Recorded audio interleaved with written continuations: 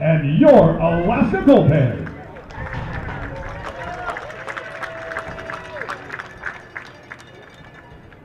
At this time, let's meet the starters for the Seattle Studs.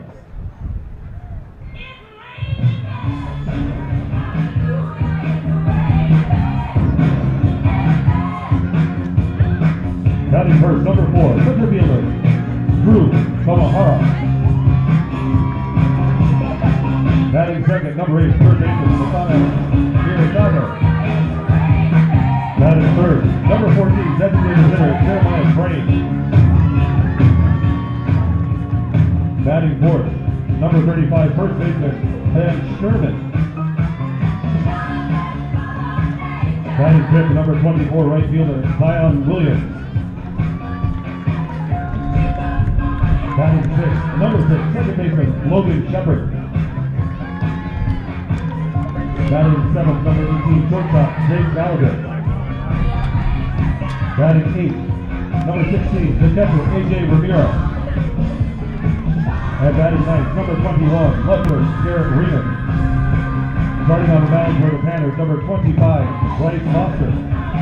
The Seattle Studs are led by Barry Eaton.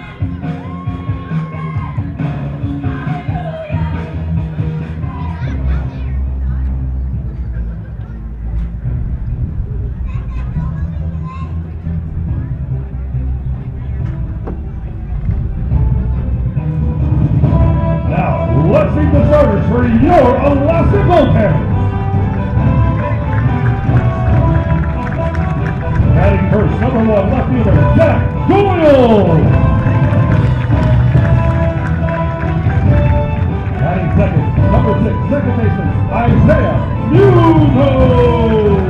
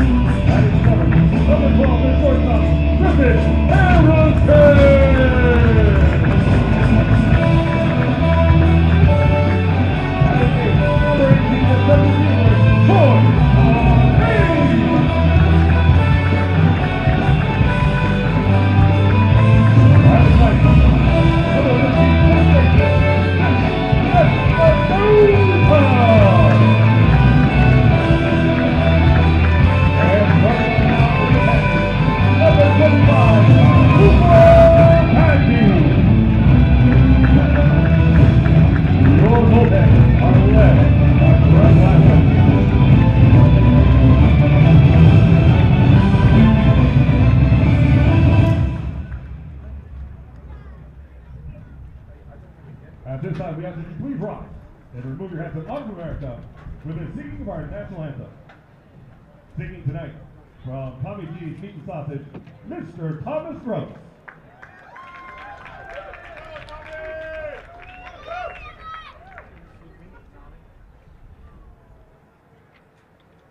Oh, say, can you see by the dawn's early light what so proudly we hailed at the twilight's last gleaming, whose broad stripes and bright stars through the perilous fight for the ramparts we watched were so gallantly streaming, and the rockets' red glare, the bombs bursting in them, gave proof through the night that our flag was still there.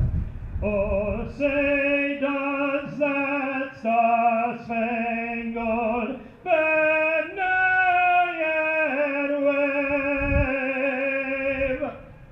for the land of the free and the home of the brave.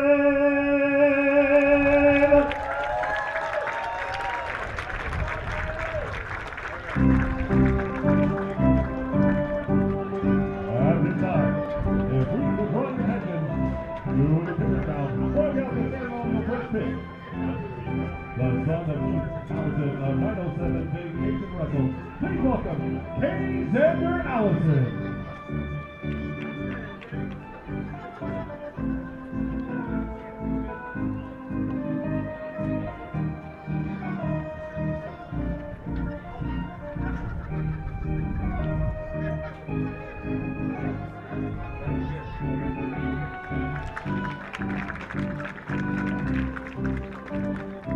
You're looking for the perfect getaway. 907 Vacation Rentals offers over 30 properties in Fairbanks, North Pole, Acreage, and surrounding areas. From cozy studios to spacious 5-bedroom homes, they have something for everyone. Welcome, everyone. It's Garo Von Dane live with you here for Goldpanners Baseball. The Panners welcome the Seattle Studs to Growden Memorial Park. Goldpanners and Studs renewing acquaintances after a few years without playing. And great to have the Studs back in town. The Studs out of the Pacific International League off to a great start this year, 12-3 on the young season. The Goldpanners are 4-3 with a couple of ties. Studs are in their black jerseys today with the S on the front, and the Goldpanners in their camouflage jerseys that say Goldpanners across the chest. Red caps with the star and 49, as has been the case since 1960 for these Goldpanners. A gorgeous, breezy night here at Growden. It's been a hot day today, a little bit hazy, a little bit of wildfire smoke in the air. We don't like that, but all signs pointing to a beautiful night for the Midnight Sun game tomorrow. This is our first of 4 games with the Studs, and the big Midnight Sun game tomorrow night, the 119th edition and 64th for the Alaska Goldpanners since they picked up the tradition with their inception in 1960. Goldpanners and Studs ready to rock from Growden, and the Panners are going to send Cooper Bagby to the hill. The right-hander Cooper Bagby out of Allen Hancock. And on the other side, the Studs will send Foster Bryce to the mound, the 6'4" right-hander from Jamestown University. Garo Von Dane live, Bam Bam Burnley on controls, Raleigh Johnson on public address. Tell us who you are on the YouTube chat. Let's get it rolling. Panners and Studs, first of 4. 6:34 p.m. local time, and Cooper Bagby set to deal the first pitch to the leadoff spot. Drew Kamihara, center fielder for Seattle. And he takes a strike. The Seattle Cheney Studs, founded by Ben Cheney of the Cheney Lumber Company in Tacoma, Washington. They play their home games at the University of Puget Sound in Tacoma. Swing and a miss. It's 0-2 on Kamihara. Drew, a junior at University of Puget Sound, 5'6", from Sammamish, Washington. Mostly Washington players on this roster. And it's up high for a ball. The Studs like to mix in ex-professionals and collegiate players. Tonight's starting pitcher, a graduate out of Linwood, Washington for the Studs. The 1-2, foul back and out of play. Goldpanner starter Cooper Bagby out of Allen Hancock College in Santa Maria, California.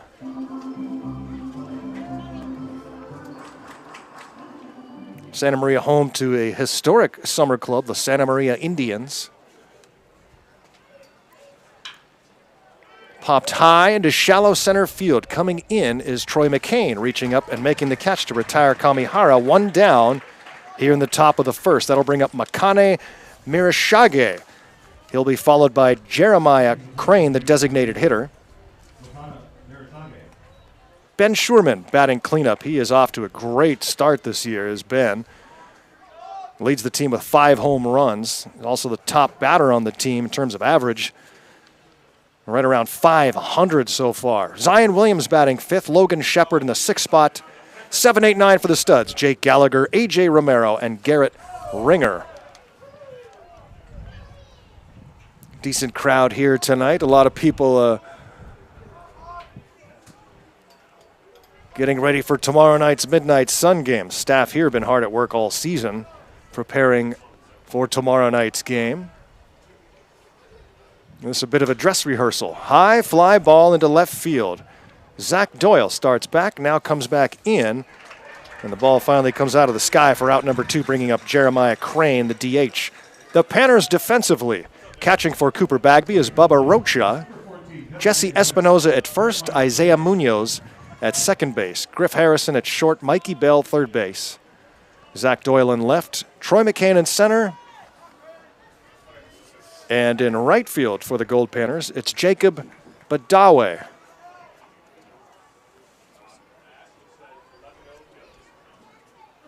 Swing and a miss from Crane. Sophomore from Tacoma College. For a while there, we were playing the studs every year down in Seattle, but have not the last couple of seasons. For a few seasons, we opened up Goldpanner play by meeting in Seattle and playing the studs before heading north. And then we would also play them after the Grand Forks International before returning to the 49th state. This is not the studs' first time in the Midnight Sun game. They defeated the Goldpanners a few years ago in 2019. Spoiling the party here for the home fans. Windy right now. The flags are stiff, blowing right to left.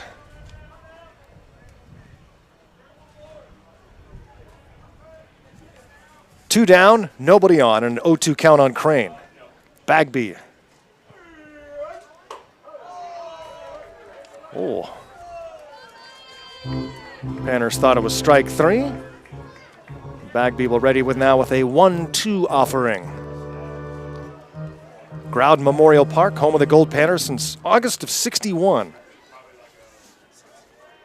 New turf installed after last season, replacing the previous AstroTurf that was put down in 1985. And the natural grass in the outfield. Brand new scoreboard in right field. That was unveiled last July.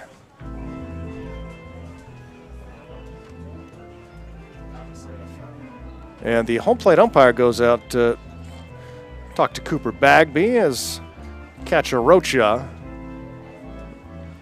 stretching something out. Home plate umpire cleans the plate. It's a lot easier to keep clean now with the turf than the dirt that used to be in the sliding pits with the previous turf. Easier chore for the players to get the field ready too.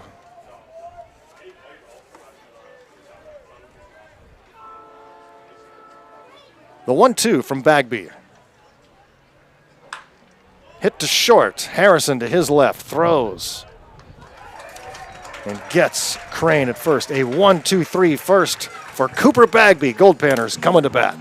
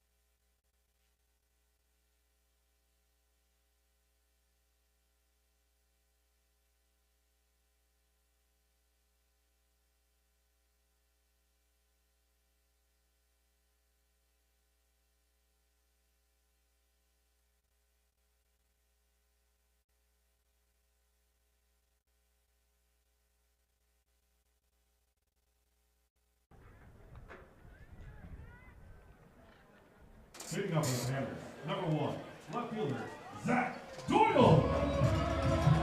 Goldpanners and Studs from Growden Memorial Park in Fairbanks, Alaska. Garo Von Dane here live. Another gorgeous night. Windy, though.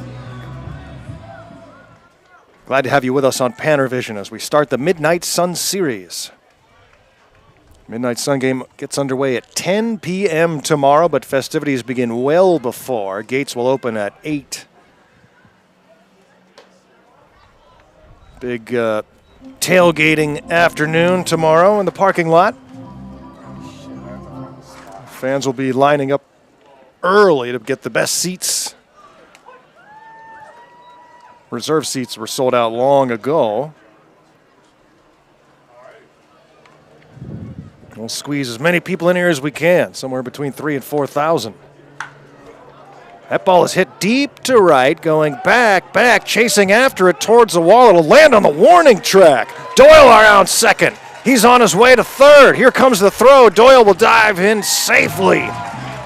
Zach Doyle with a leadoff triple here in the bottom of the first inning. I think Williams had trouble picking up that baseball, maybe in that high cloud cover in the sun. It's bright when you look into that sky. Unable to catch up to it on the warning track in front of the Jolly Roger sign. Munoz has a chance to put the Goldpanners on top.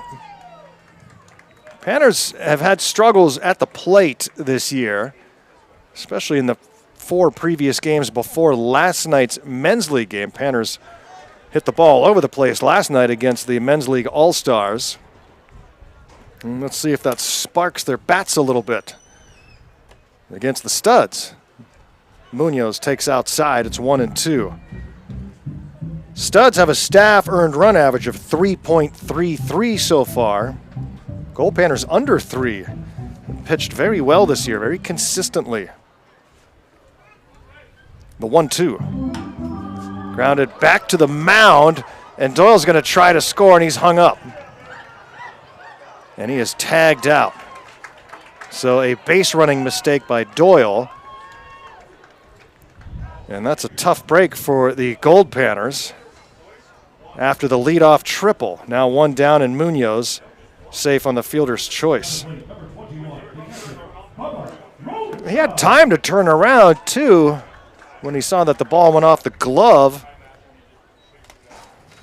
of the pitcher, Foster.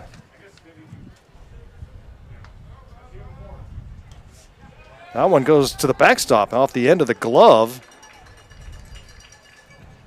of Studs catcher Romero.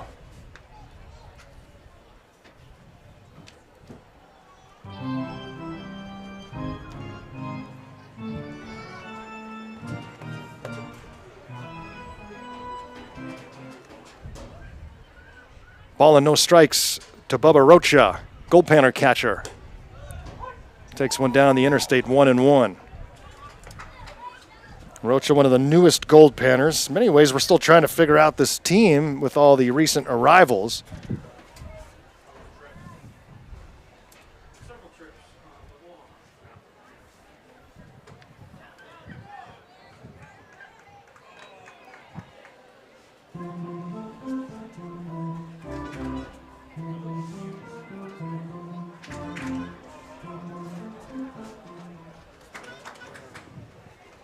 Time is called, and Rocha will reset. Well, still an opportunity to get on top here with just 1 out and a runner in scoring position. 2-1 delivery. Pop back. This one should find the seats. Finds the roof over our heads.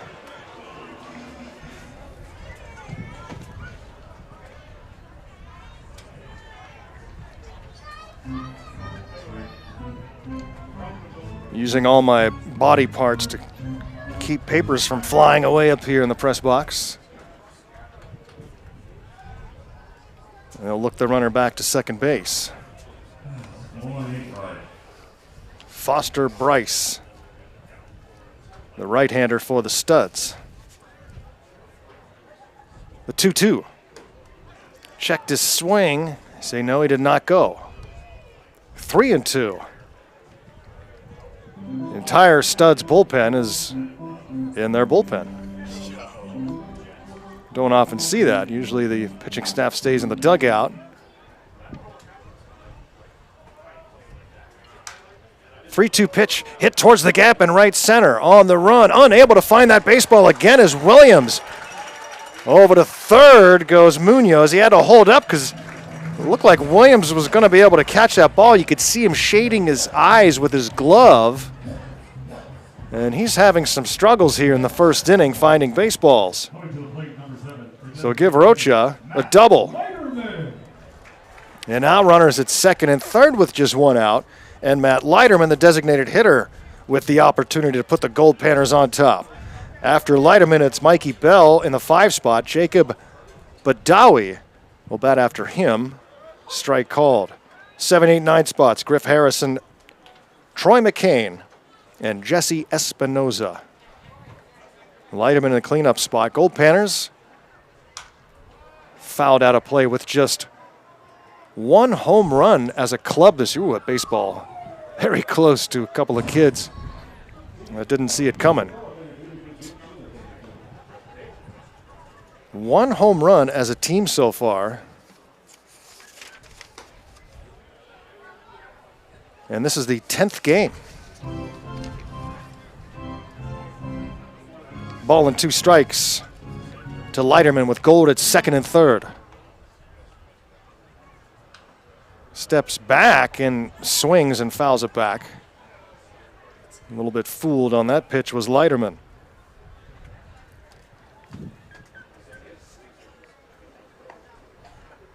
Sophomore out of Woodland Hills, California.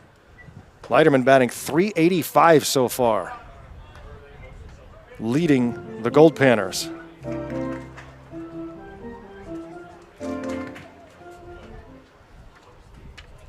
Here's the 2-2. Again, he kind of steps back and fouls it off.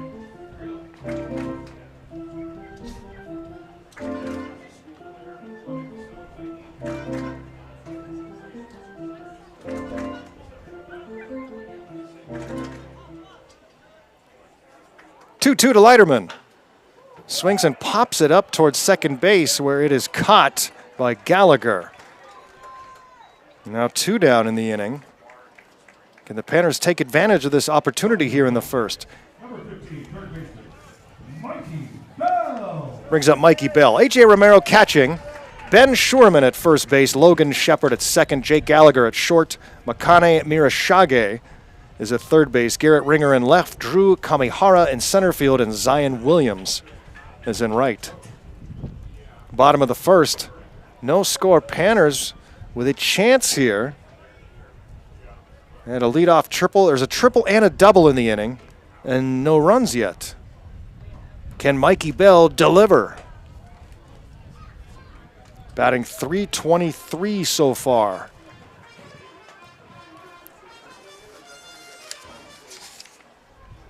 Panners as a team batting .278. That number going up quite a bit yesterday with the 16 runs yesterday.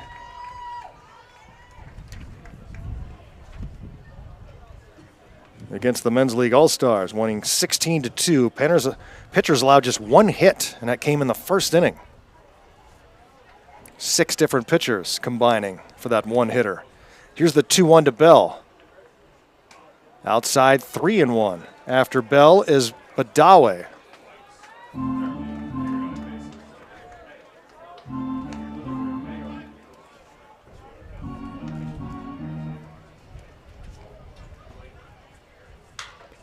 Hit towards center field. On the run is Kamihara. It's over his head. It's off the warning track. 2 runs will score. Bell on his way to second with a stand-up 2-run double. Great at bat for Mikey Bell. And boy, oh boy, did the Panners need that. Needing some confidence offensively. And Bell with the deep double to center field. It is 410 to straightaway center. That ball was hit a long way. Badawi now off the fist. This one in a shallow center field, and coming in and making the catch is Kamihara. So the Goldpanners score 2 runs on 3 extra base hits. They leave a man on and lead it 2-0 after 1.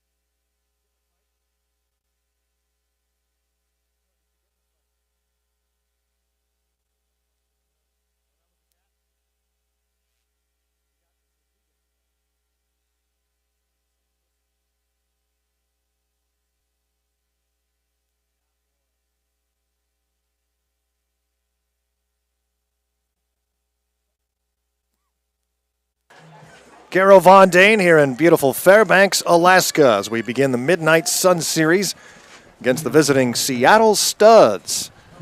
The 70th season of baseball for the Studs out of Tacoma, Washington.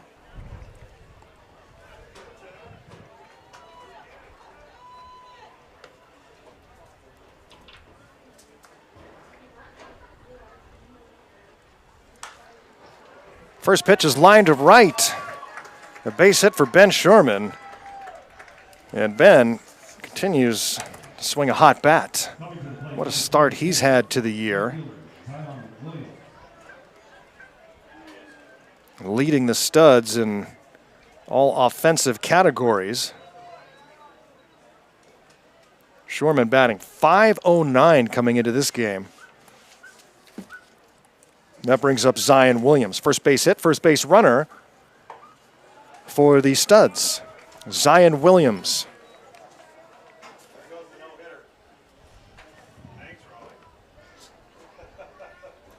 Out of Tacoma College, sophomore, 6'3", 230 from University Place, Washington.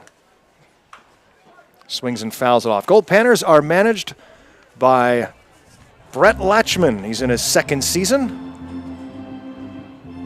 He's assisted by Carlos Gonzalez out of Cyprus and Nick Rush from UNLV. For the Seattle Studs, they are managed by Barry Aiden. He's also the GM, and Barry, a lot of accolades and awards in his storied career. 0-2 to Williams. Check swing towards the Studs dugout. Barry, in his 34-year coaching career, has made 27 trips to the NBC World Series in Wichita.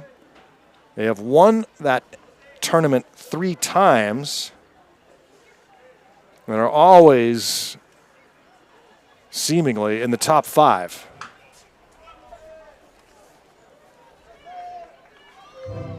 Barry Aiden, an NBC Hall of Famer, a Grand Forks International Hall of Famer. Came into the year with 1,177 career coaching wins. The former player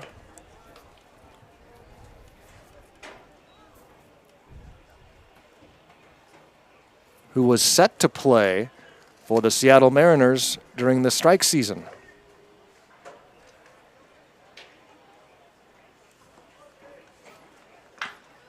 Grounded third base side. Throw to second for 1. No chance at first.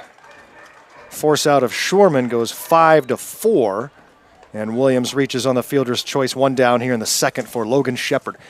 2-0 Goldpanners. Panners with 3 extra base hits in the bottom of the first, a triple and 2 doubles.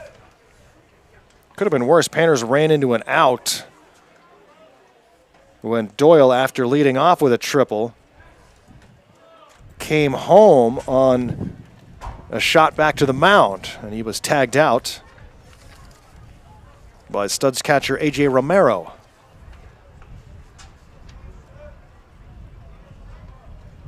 Thanks to our good friend Danny Ronkin for saying hello and bringing some gifts up to the press box. You'll see Danny tomorrow, in all likelihood, here at the park, dressed like Ed Stroker, who played in the very first Midnight Sun game and many more. That was in 1906. It's been played every year on the summer solstice since then. 0-2 to Shepard. Cooper Bagby checks the runner. Swing and a miss. Strikes out Shepard. Brings up Jake Gallagher in the 7 spot. Gallagher batting .269 this year.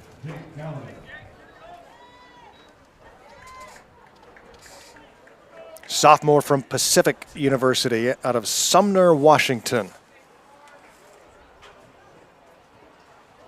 2 outs, runner at first.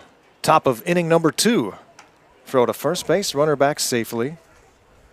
Also have to say hello to Matt Sandy, who made the trip. If those of you who take part in the YouTube chat know Matt, he's been on there for every game the last couple of years. Out of Columbus, Ohio, Matt made the trip to Fairbanks. He is here at the ballpark. Got to talk to Matt before the game and take some pictures.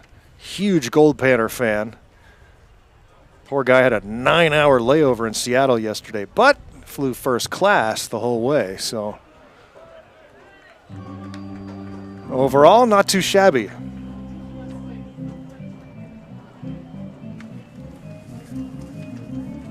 Long trip from Columbus, Ohio.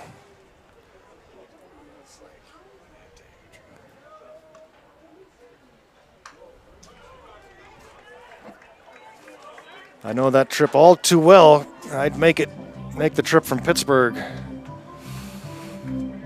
up here to Alaska. Let's see, about, I go back and forth about 12 times a year, I think. So 24 trips, somewhere in that region. Ground ball to short. The force out at second takes care of Gallagher and the Studs. Panners lead it 2-0 after 1.5 from Growden.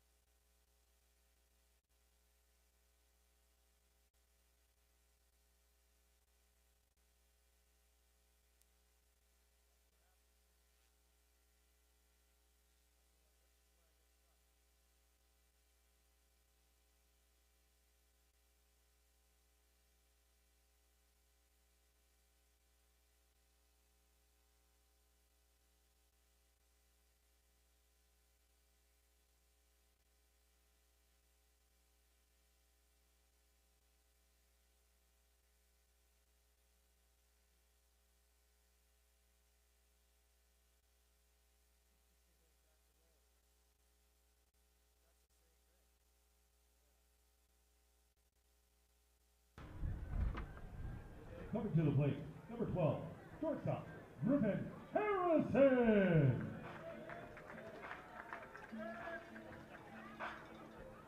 Brad. Griffin Harrison leads off for Fairbanks as we head to the bottom of inning number 2 here. Live from Fairbanks, Alaska. The day before the Midnight Sun game. Should be a massive crowd here tomorrow night. We've had great crowds all season long so far, but tomorrow, that'll be the big one. And then on the 22nd, we'll have the diehards here, because that is a long night of baseball and fun. Hopefully you can stay up with us. Sleep in, take a nap, whatever it takes to join us for the Midnight Sun game tomorrow. An event like no other. And Dave Winfield going to be in the house, getting a statue over at the Curling Club tomorrow. Former Goldpanner in 71 and 72. Major League Baseball Hall of Famer, New York Times bestseller, philanthropist. Go on and on about Mr. Winfield and his career. I still don't know where the statue is going over there. There's no indication of where it's going right now. They did some plumbing digging over there, digging up a pipe and replacing it. I thought they were getting the ground ready for the statue until I walked over there and talked to the plumbers. So I have no idea where it's going to sit. Harrison softly to the left side. The throw is in time from Mirashage. Harrison is out number 1 on a 5-3 putout. 2-0 Goldpanners on 3 base hits in the first inning. 2 doubles and a triple. And here's Troy McCain. A couple of guys who were really struggling at the plate had multi-hit games yesterday. Troy McCain and Rocco Caballero. And let's see if that's a spark for McCain. He's 3/4 swing misses there against Foster Bryce.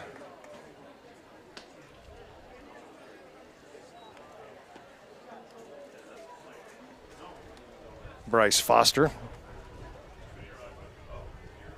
As I say his name backwards. Swing and a miss, 1-2. Henry Cole back on scoreboard today after some business trips.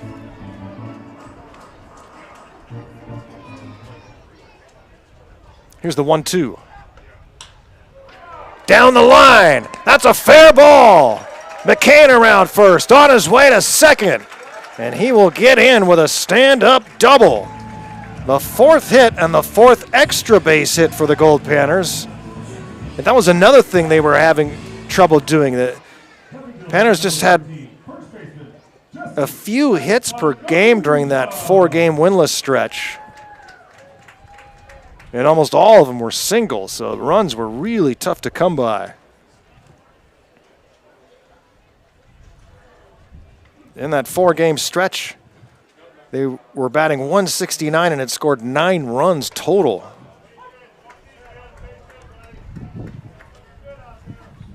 Here's Jesse Espinoza in the 9 spot. Espinoza, sophomore from Point Loma. Swings and misses at a pitch down in the turf. Espinoza batting .273. 3 for 11. No limited appearances.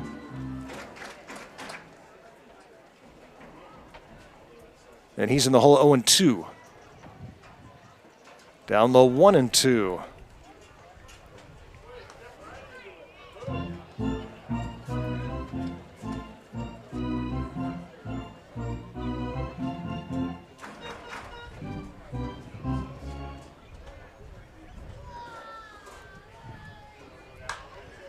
That one slicing down the left field line, able to catch up to it as Ringer. Staying put at second is McCain. Espinoza is out number 2. We go to the top of the order for Zach Doyle.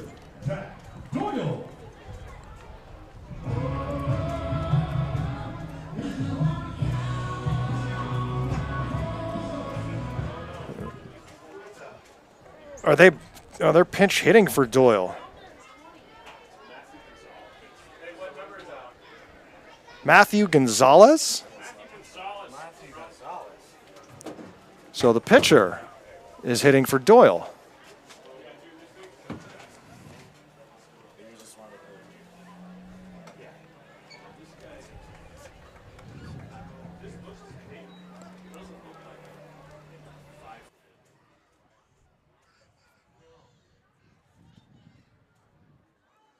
I don't know. What is happening right now? I don't think that's Matthew.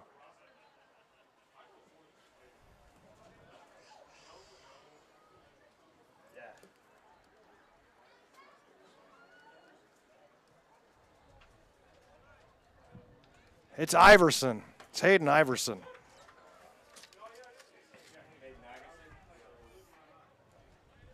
Now we got it straight. So Hayden Iverson batting for Doyle.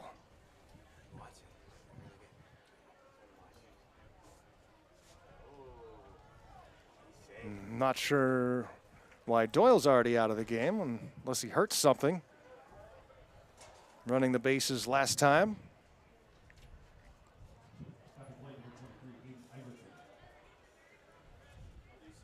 And here's the 2-1. Outside for ball 3.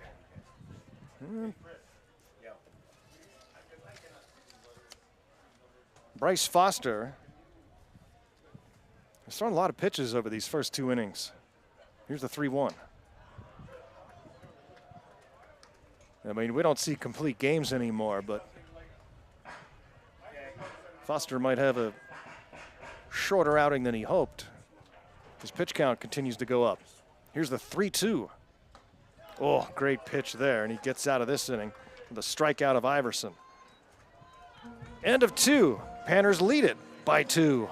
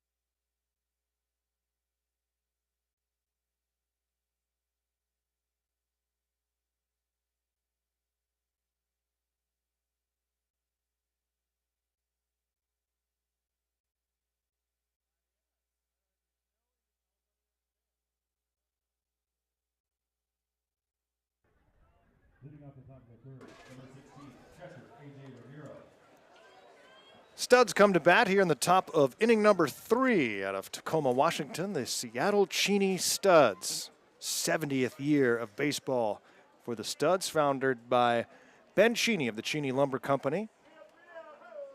And the Cheney Lumber Company is still providing support for the Studs all these years later.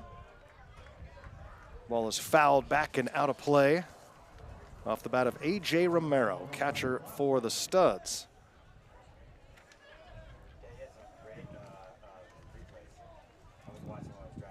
Romero, a junior from Whitworth University from Bellevue, Washington. Cooper Bagby doesn't get the strike call there. It's 1-1. 2-0 lead for Fairbanks.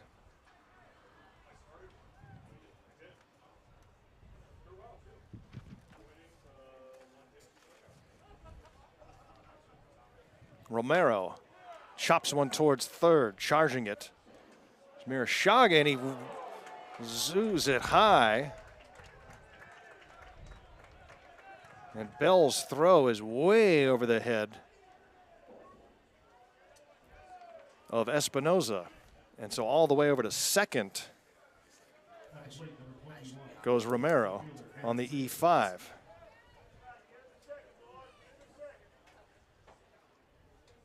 Garrett Ringer in the 9 spot now has a chance to get the studs on the board. Ringer batting just 136 this year. He's 6 for 44.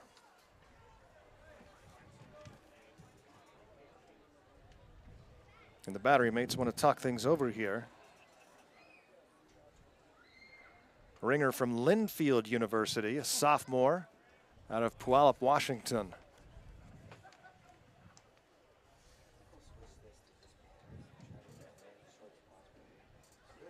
The Cheney Lumber Company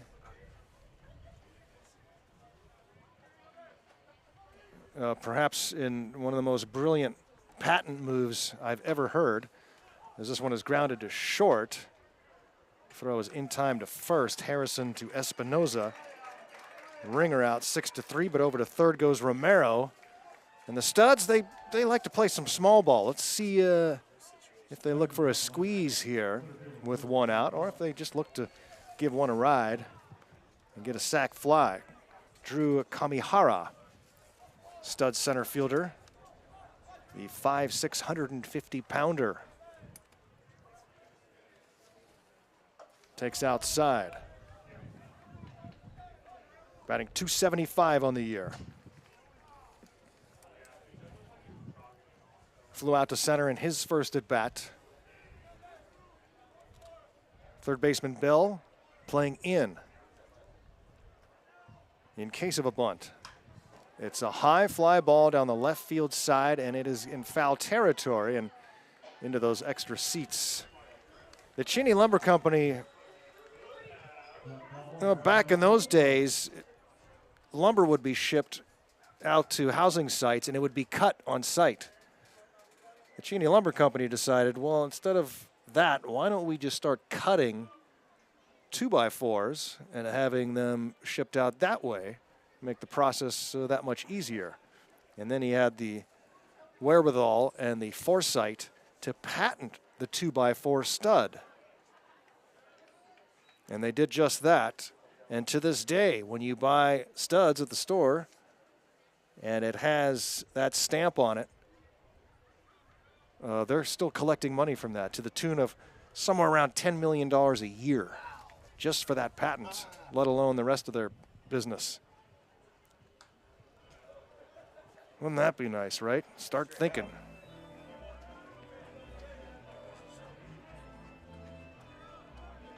My question is, how long does that patent last? Could be forever. If it's not a trademark, trademarks are 75 years. And how does it work if, the 2x4 is no longer 2 inches by 4 inches, hasn't been for a long time? It's smaller than that, just like a Klondike bar and everything else you buy. Swing and a miss. That's a big out number 2 as Babby gets Kamihara. Here's Makane Mirashage. So how does the patent work when it's a different size? You can still, I don't know how that works. You probably had a range of measurements. It has to be just called a stud. It's the exact size of a wall. I was teaching. 7 feet, 50 inch, like half an inch or something. I was teaching my son Angus the other day about studs, and he took the stud finder and found out that we have studs at every 16 inches like you're supposed to, so we feel secure now. I was waiting for a dad joke there, but Nope, no dad joke, just we mapped out all the studs, so when we need to hang heavy things, we know where to put it. Mirashage trying to bring in a studs run with 2 outs here in the third. And it's popped up. Bagby calling forward himself. He's got it. Out number 3. Stud, stranded leadoff runner. Head to the bottom of the third. Still 2-0 Goldpanners.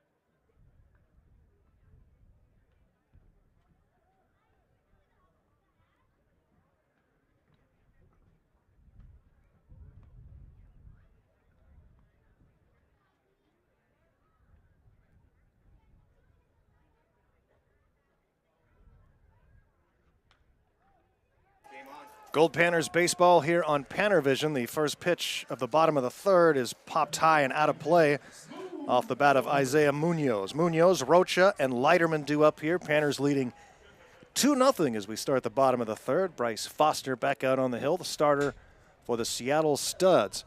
Garrow Von Dane, and I talked about Matt Sandy a little bit earlier. Matt's here in the press box now. Wanted to give him an opportunity to say hello, and a 1-1 count here. And it's hit through the hole on the left side, and a base hit from Munoz to lead off the bottom of the third. And Matt, how was the long trip from Columbus? It was very interesting, as we had a little bit of a layover in Seattle, 9 hours, and you're probably wondering why 9 hours. Well, we got a stop in Anchorage in the morning and a stop here in Fairbanks last. They want you to do 9 hours instead of begging to them. Man, oh man, 9 hours. I mean, I've done it, so I know it, but it's usually best spent in the Alaska Airlines lounge. Did you get that opportunity, or were you just moseying around SeaTac? I did until 11:30 when they closed the lounges. Oh. And then I went around the light rail train until 1. I despise that airport. I spend way too much time there. There's a Sub Pop store there, which I like, but beyond that, I just want to get the heck out of there. Unless, of course, you're in the Alaska Airlines lounge. Bubba Rocha, the batter here, he doubled and scored in the 2-run first inning for the Goldpanners. I'm joined by big-time Goldpanner fan Matt Sandy, who made the trip from Columbus. Matt, when did the Goldpanners get on your radar? About 2 years ago, during the summertime. It popped up as a suggestion from a family member out of Cordova, and they're like, there's this baseball team up here, you might be interested in them. And I figured last 2 years I've been watching you guys here on PannerVision, and now I'm finally here watching it with you guys. Man, it's great to have you up here, and it's been fun to have you on the chat too, as this one is grounded to short. And Rocha thrown out. Over to second base goes Munoz. And so this is your first trip to Alaska? Yes, it is. Man. Very intense and in a good way. Yeah, it's what are your first impressions of Fairbanks? It's like a Western movie where you see like the wide open clearness, but here you see the wide openness of the valleys and the mountains, and even from a far distance, if you get the binoculars, you could probably see some snow off those mountaintops. Yeah, there's still snow around. I did a hike down around Anchorage the other day and had a snowball fight. You can still find some snow up in the higher altitudes. Fairbanks has a different look. A lot of people, when they picture Alaska, they picture the massive peaks and glaciers, but Fairbanks is more, it's in the interior, so it's flatter here in town, but surrounded by the hills, but a magical beauty all its own. Did you fly through Anchorage, or did you come direct to Fairbanks? I flew from Anchorage and then into Fairbanks. Oh, so you were in Anchorage for just briefly? Yep, about a quick 45 minutes. Just enough to see some bears and cages and stuff like that. Not cages, I don't want to say that, but stuffed bears in glass cases, shall we say. Yes. There's not like live bears in cages anymore, thankfully. I remember that. I was talking about zoos the other day, and I'm crippled for life by the Pueblo Zoo. Don, if you're listening, that place made me swear off zoos for about many decades until I returned to the Alaska Zoo and found that it was much better nowadays. ball for the Lighterman, and brings up Mikey Bell. Joined by Matt Sandy, a Goldpanner fan from Columbus, Ohio, out of the Buckeye State. And Matt, did you watch the last couple Midnight Sun games? Woo, that goes that went flying. There we go. Wow. Well, Bell's going to get a better grip on the next one. Did you watch the Midnight Sun game the last couple years? Yes, I have. And most people say, is it easy or is it hard for me to watch it based off the time zone difference? And for the most part, as long as you get that sleep schedule prepared in a month in advance, you'll get used to watching the Panners play. yeah, you got to get that sleep schedule ready, especially if you're in the Eastern time zone, because the game starts so late, and the Midnight Sun game gets started at 2 a.m. out east, which is time I'm just kind of, that's when my brain is really kicking in, is at about 2 a.m.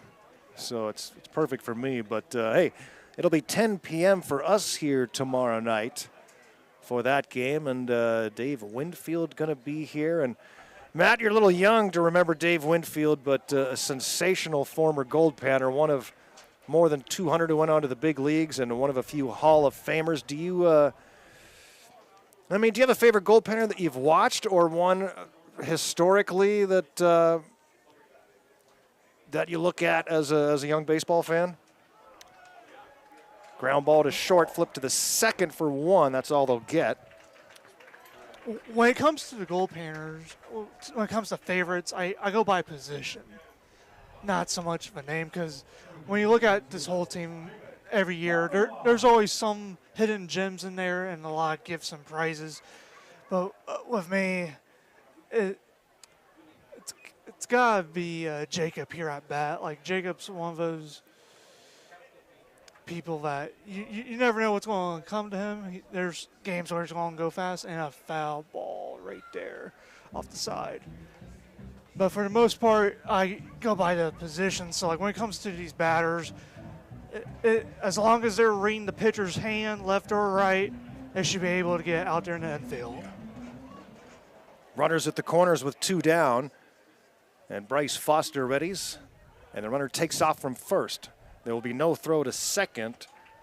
Swallow the baseball, and stolen base for Mikey Bell. Two runners in scoring position. A base hit here could bring in a couple more for the Goldpanners. They lead at 2-0 over the Studs here in the bottom of the third inning. An 0-2 count on Jacob Badawe.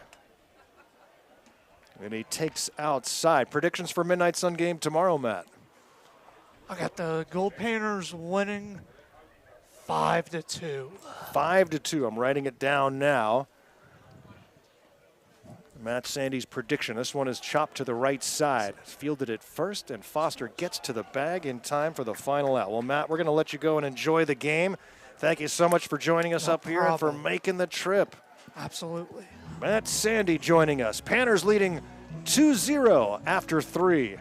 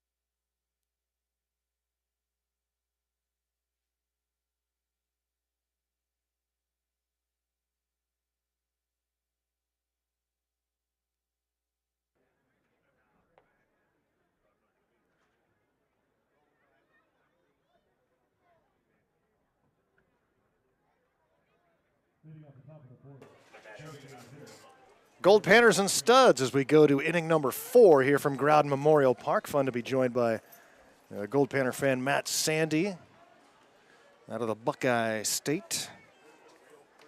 Panners leading 2-0 as we start the 4th. Jeremiah Crane, the designated hitter for the Studs, will chop one foul. Cooper Bagby's 4th inning of work. Both starters working into the 4th here. Well, we know Bagby is, and we expect Bryce Foster will be as well. Crane batting in the 3 spot, followed by Shurman and Williams. The 1-strike pitch. Down low for a ball.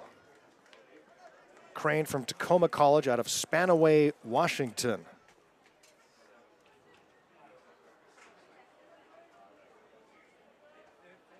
Batting .372 this season. Grounded out to short in a 1-2-3 first inning. Painted the outside corner.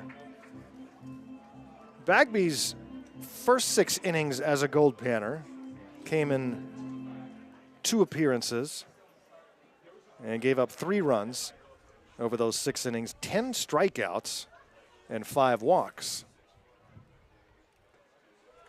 He's been very good so far today as he strikes out Crane. That is the 3rd strikeout for Bagby. And again, the Panners have pitched as a team very well this year.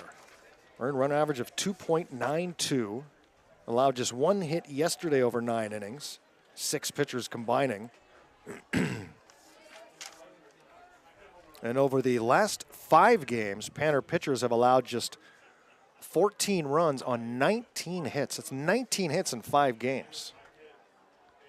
And if you're a serious mathematician like myself, you will know that that is less than 5 hits per game. You're a serious mathematician, girl. Bam Bam has just been dazzled by my Mensa-like education.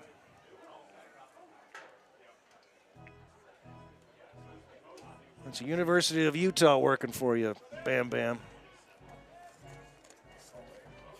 Yes, Salt Lake City, where the Panners will close the season this year. Looking forward to that. The 0-2 pitch.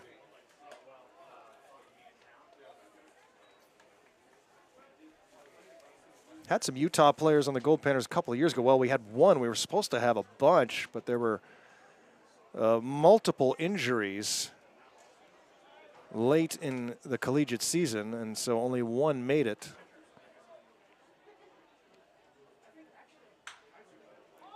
Grounded to the left side.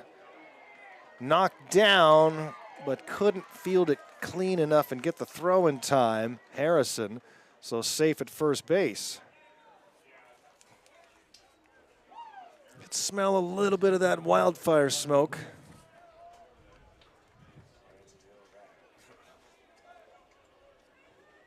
It's the second Goldpanner error today.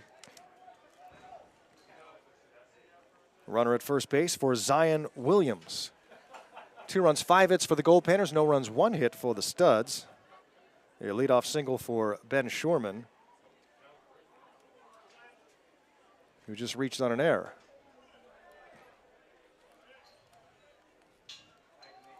Williams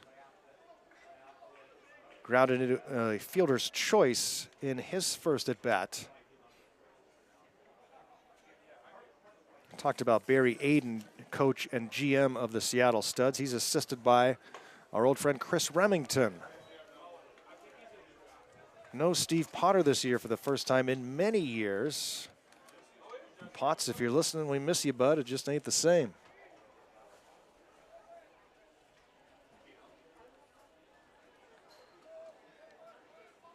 Good to see Barry and Chris. Derek Ridgway, also an assistant.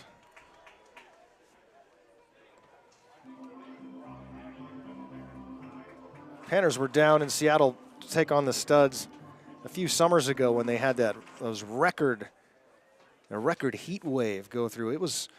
We had their first game canceled in Seattle. It was 115 degrees. And then someone had the brilliant idea well, we got an off day, let's go to the Pike Market. Well, we got there and everything except Starbucks was closed. I mean, everything in town was closed. All the hotels were overbooked because people were going to hotels to get air conditioning because people don't have air conditioning there. That one is ripped down the line. Base hit for Williams. Rounding second on his way to third is Shorman, and he will get there. And a double for Zion Williams down the left field line. Has Studs at second and third with 1 out. And now Logan Shepard, who struck out swinging in the second inning, as the Studs look to get on the board. Studs out of the Pacific International League. Shepard batting .360 so far this year. Studs as a team batting .315. But as Coach Barry Aiden said, he's like, I don't know how good our league is right now, so it's hard to tell how good we are. But this will be a good barometer against the Goldpanners.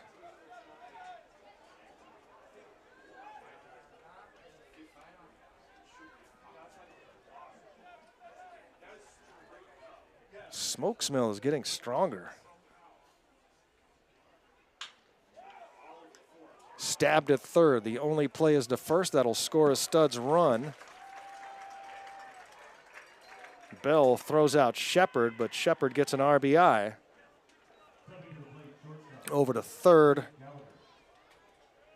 goes Williams, so the error comes back to bite the Goldpanners. As the Studs score a run, and here's Jake Gallagher trying to tie the game up.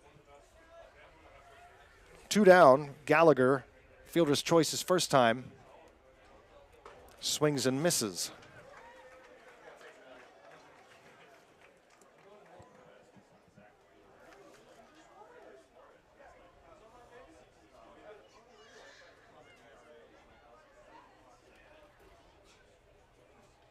The 1-strike pitch. Man, I hope this wildfire smoke isn't hanging around tomorrow. Depends on the direction of the wind. But it's trending that way right now. And we've been so focused on the lack of rain in the forecast, I didn't even think about the wildfire smoke until today when I popped out the door and smelled it. Grounded to third. Double clutch, throws in time. Back-to-back putouts for Bell. Down go the Studs, but they score an unearned run on one base hit here in the fourth. It's 2-1 Goldpanners.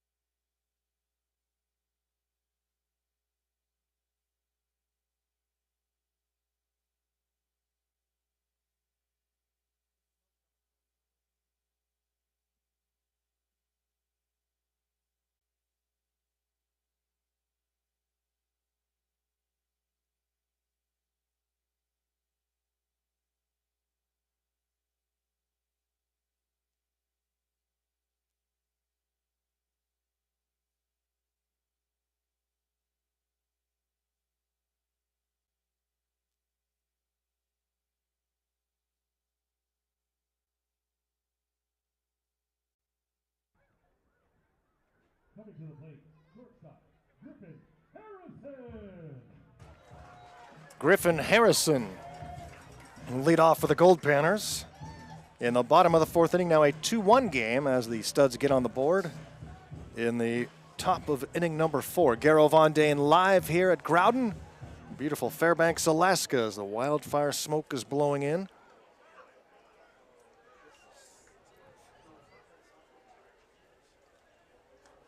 Studs brought a contingent of fans with them on this trip to Alaska. A lot of them sitting in that front row of the beer garden. And one ball pitch is hit to third. Mirashage. Way too high for Shorman. And over to second base goes Harrison. So a little payback from the Studs after the Goldpanners did the same thing. Harrison all the way to second base. Coming to the plate, center fielder, Troy McCain. And here's Troy McCain. He'll be followed by Jesse Espinoza.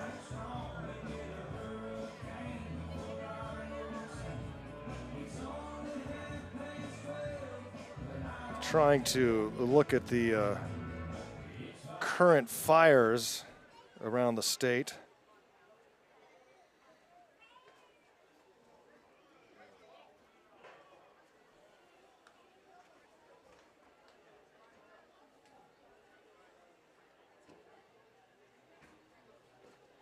Ooh, there's a fair amount of them.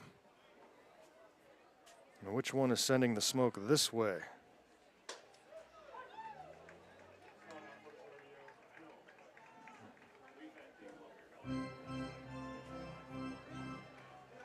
Yep. I'm seeing one just southeast of here.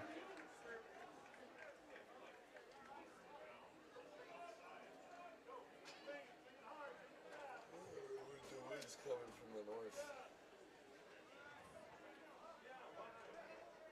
The 1-2. Swing and a miss. Down goes McCain, brings up Espinoza with one down and a runner at second base. Coming to the plate, first baseman, Jesse Espinoza.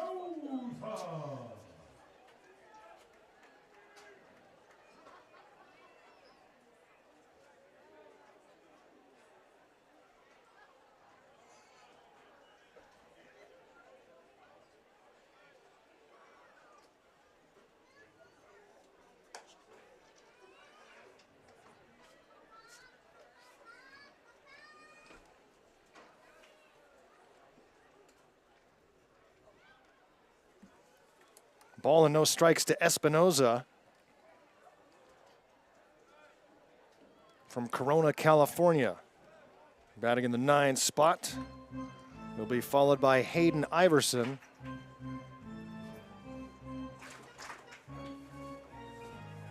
Who got his regular jersey back.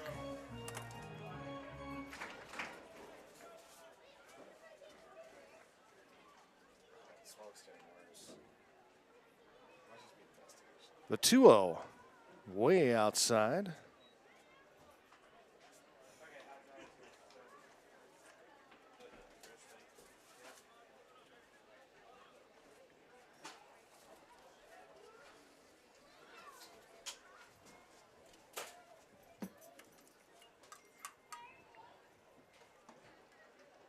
Down and in. So a 4-pitch walk to Espinoza in the 9 spot. And 2 aboard for the Goldpanners. For Hayden Iverson.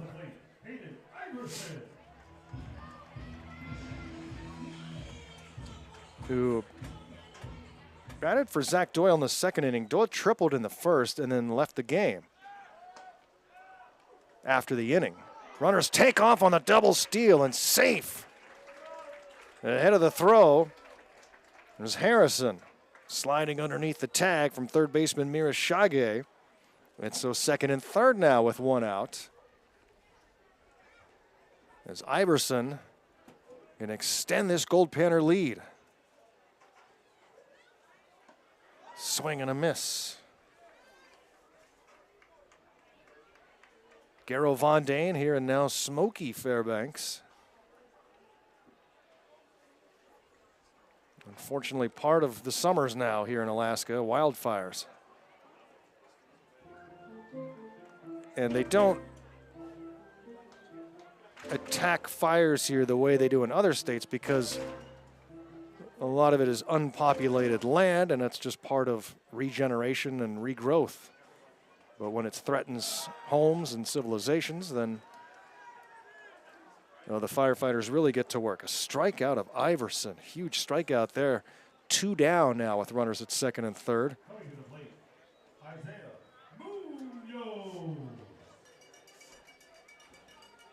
Foster had just 1 strikeout before this inning. Now 2 in the 4th.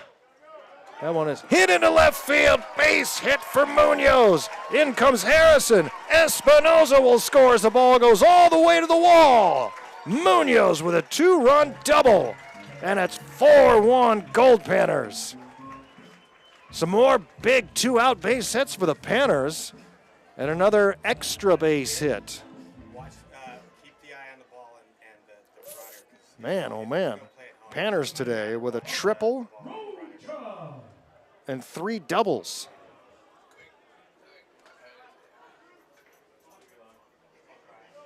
Correction, 4 doubles in the game.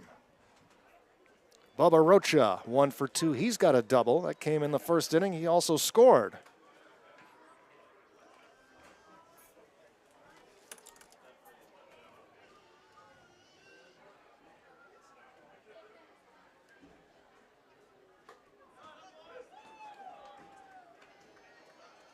Mentioned the Studs play in the Pacific International League. We're going to see them again in Grand Forks next week, along with a few other PIL teams. Here's the 0-2. Lifted high into center field. Kamehara makes the catch for out number 3, but the Panners pick up 2 more and lead it 4-1 after 4.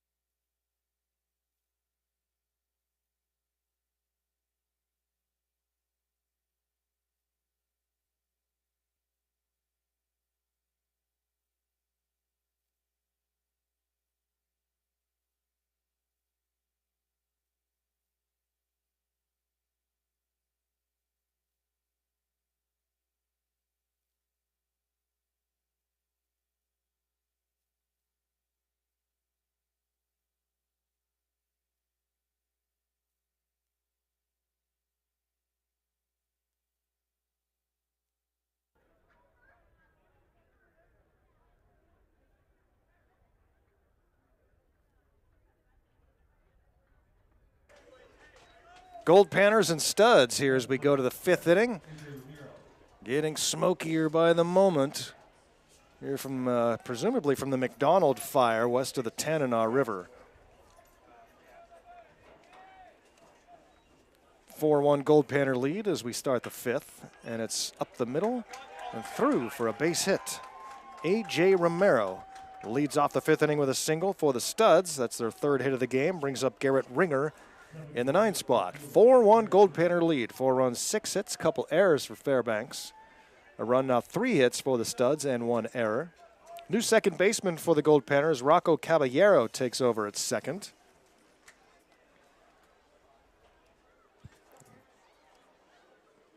Danny, I don't know how you did that, but you are the wizard of the web.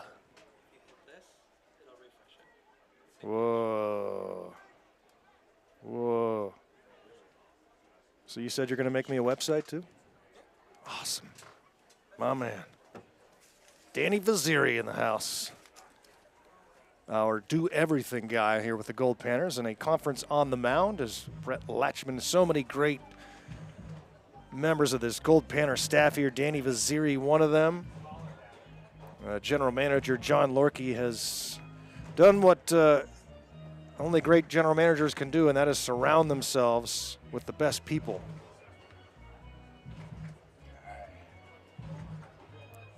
Stacy Josie, who also is the unsung MVP of this Goldpanner organization. And Abraham Siddall, our president and merch designer. That's it for Cooper Bagby. High fives from the team outside of the Goldpanner, players outside of the Goldpanner dugout. Pitching change coming up at Growden. It's 4-1 Goldpanners in the top of the 5th.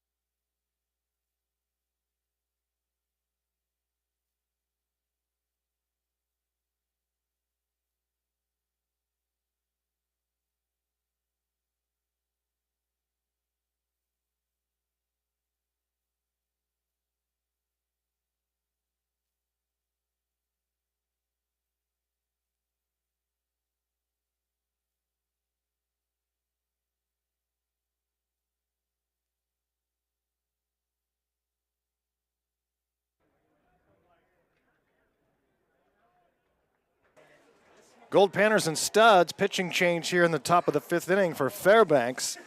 In comes number 14, Wade Lawson. Wade Lawson, the sophomore from Pomona Pitzer, 6-foot right-hander out of Nashville, Tennessee.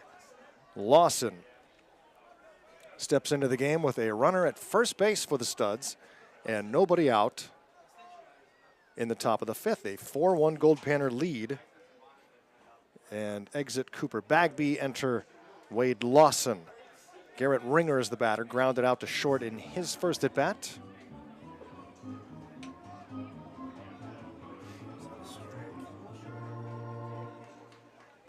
It's 0-2.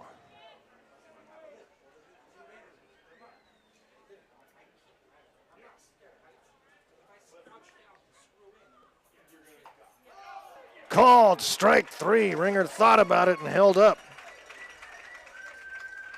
Top of the order, Drew Kamihara.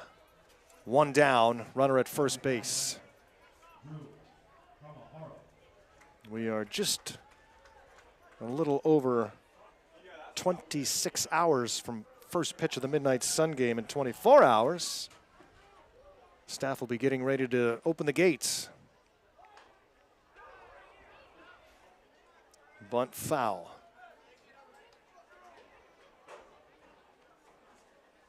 We're in the press box here, high above the new turf here at Growden Memorial Park.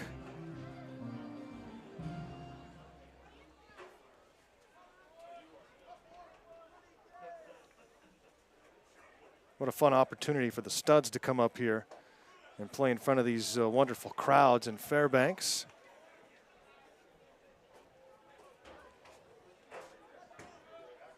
Tough to draw crowds in the Pacific International League. That one is hit deep to left, but it slices just foul.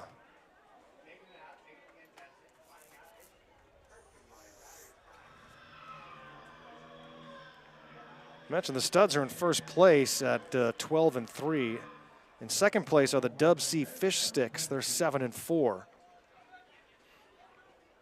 The Northwest Honkers, who Barry said look very good, are 12-7. The Honks were, man, they looked like the best team in Grand Forks last year, but ran out of gas when we got into single elimination.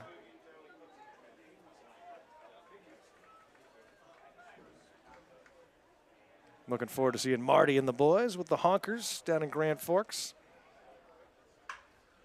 Grounded to short. 6-4-3 double play. Excellent work for Wade Lawson. Down go the Studs. We played half a ball game. Goldpanners lead it by 3.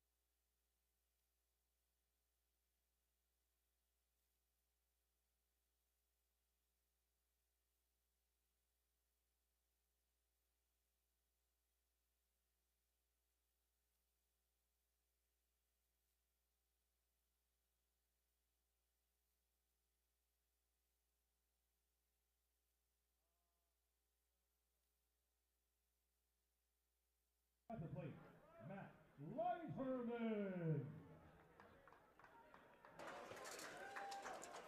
Goldpanners leading the visiting Seattle Studs here in game 1 of our 4-game set, the Midnight Sun Series 2024. And the first pitch hit to the right side.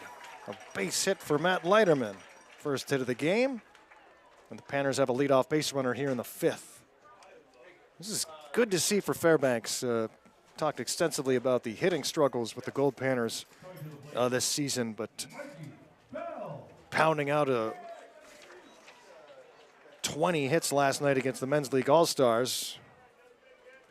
And now 7 base hits here through 4+ against the Seattle Studs.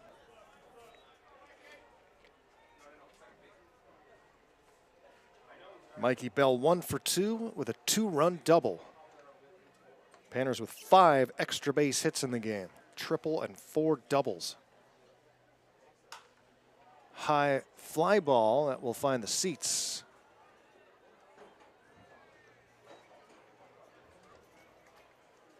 After Bell is Jacob Badawe.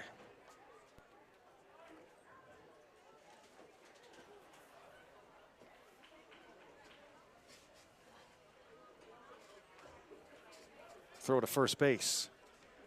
Honestly, every time I try to do something fun or exciting, you make it not that way.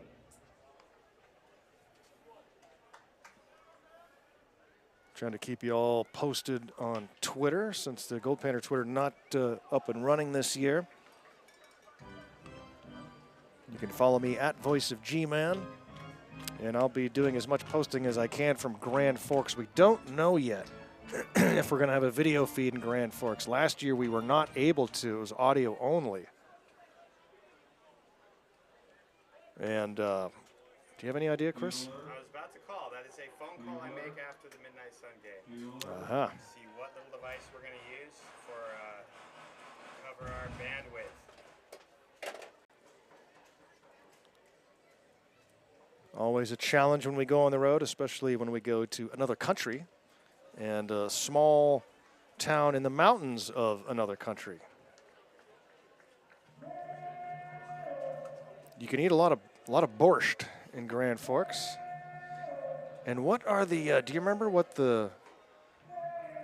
there's an odd culture that settled there. It starts with a D. Man, I've just thought of it. I'm not going to guess because I'll just slaughter it. It's that one that had that tradition of throwing the boot on the field. I remember that. Oh, yeah, the boot.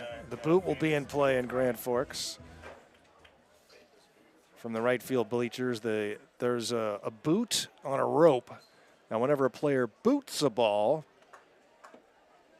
there's a guy that runs down there and swings the boot, and everyone goes wild and chants for the boot, and then they throw the boot on the field and pull it back in. And then as the night goes on, people start slamming beers out of the boot. That hits Mikey Bell, so 2 aboard for the Goldpanners. Yes, an old boot, and everybody consuming alcoholic beverages out of the boot. And those right field bleachers get wild.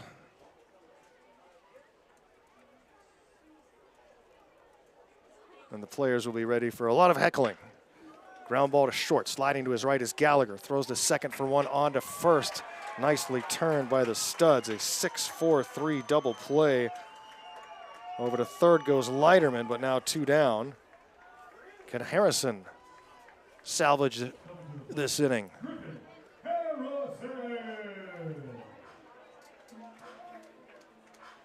Griff 0 for 2 so far in the game, reached on an error and scored.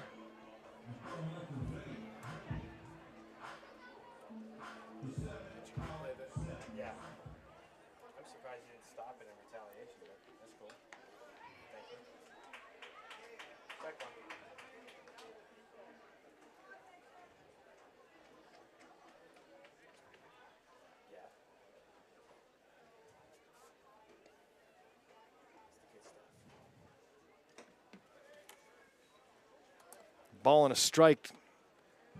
Griffin Harrison, second-year Goldpanner.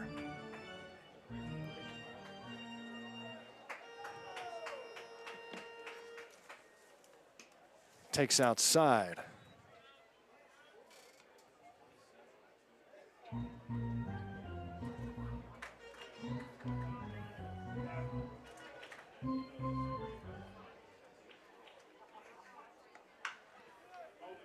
Through the left side, a base hit for Harrison. Another 2-out RBI for the Goldpanners as Leiterman comes in to score.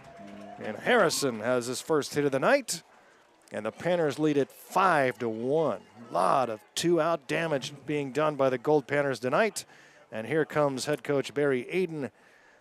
And we'll see if we get a pitching change here in Fairbanks. 5-1 Goldpanner lead. Change coming up. Back to Growden in a moment.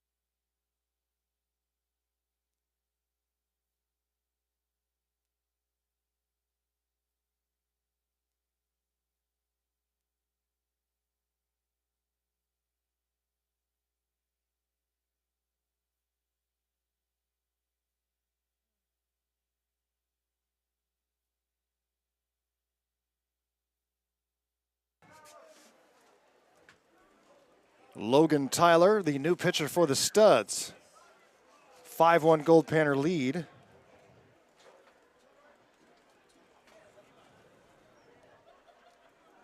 Troy McCain, the batter, runner at first. Swing and a miss. Oh, yeah, sure. Covered by my little thing. One run is in, courtesy of the 2-out RBI single from Griffin Harrison.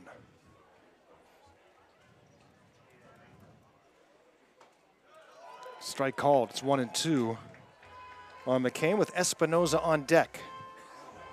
Logan Tyler, number 12 for the Studs. Southpaw from Tacoma College, a freshman out of University Place, Washington. Here's the 1-2. Ball 2.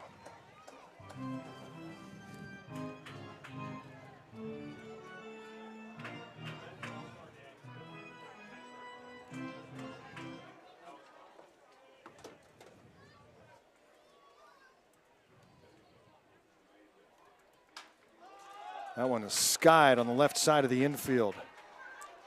Calling for it is the shortstop Gallagher, and he will make the catch. That's it for the Goldpanners here in the 5th, but not before they add a run. On a couple of base hits, they leave a man on. We've played 5 complete from Fairbanks. It's 5-1 Goldpanners.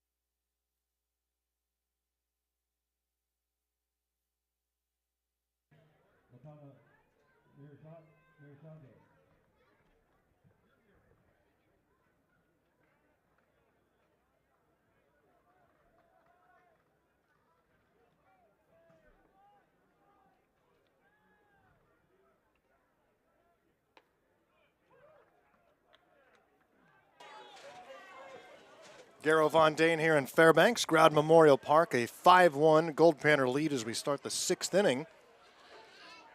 Mirashage leads off against Wade Lawson. Good work by Lawson in relief of Cooper Bagby. In the 5th inning, came in with a runner at first base and nobody out. Got a strikeout and a 6-4-3 double play. So Bagby finishes with 4+ and just the 1 unearned run. On 3 base hits, he struck out 3 and 0 walks by Cooper Bagby. Love seeing a line like that.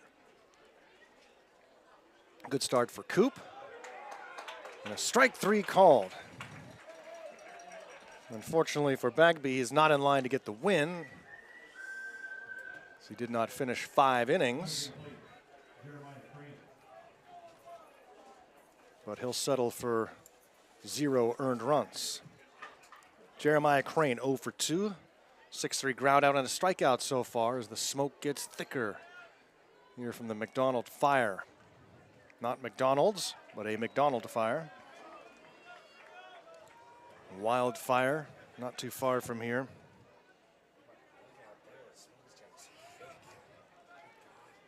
Nothing in 1 on Jeremiah Crane, the designated hitter for the Studs. The Pacific International League has 8 teams this year. The Everett Merchants, the Studs, the Dub Sea Fish Sticks, the Northwest Honkers, the Redmond Dudes. There's a new team called the Seattle Samurais. The Seattle Blackfins, who we'll see in Grand Forks, and there's the Gumbaroos. I can't remember which team used to be the Highline Bears. They play in White Center, Seattle. In White Center, while I like that area because there's some great food there, some cool spots, it's also one of the more dangerous parts of town. And there was a wild story that our friend Steve Potter told me once about. The Studs were playing the Bears in White Center at the ballpark there.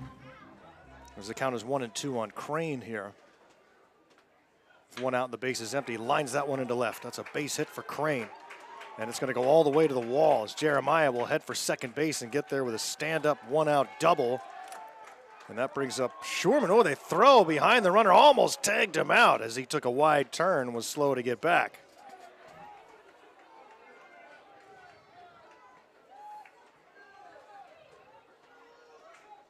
So now you got to face the red-hot Ben Shurman, who came into the game batting .509.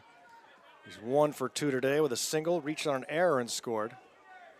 So the Studs were playing the Bears, and they noticed there was a fan. There's little picnic tables, permanent picnic tables beyond the outfield fence. And there was a guy just sitting there by himself before the game started and then watched the whole game and didn't move a muscle after the game ended. And somebody finally got curious, and they went over to see what this guy was all about. It turns out he was dead from a gunshot wound. So he was not watching any of the game. And he was just there. And so quite a scare for those gentlemen.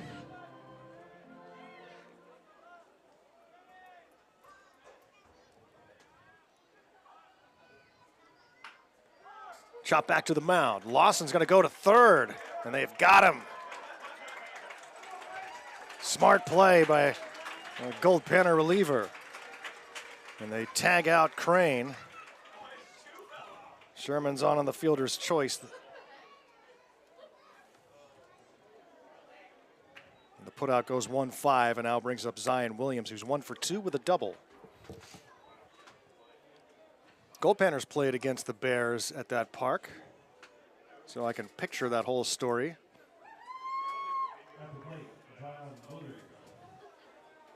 That was, let's see, 4 seasons ago.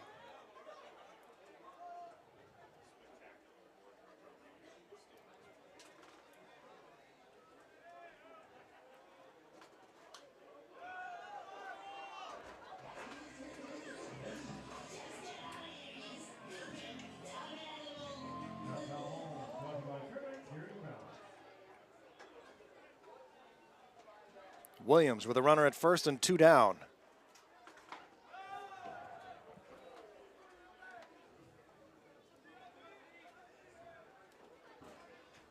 Came into the day batting .315.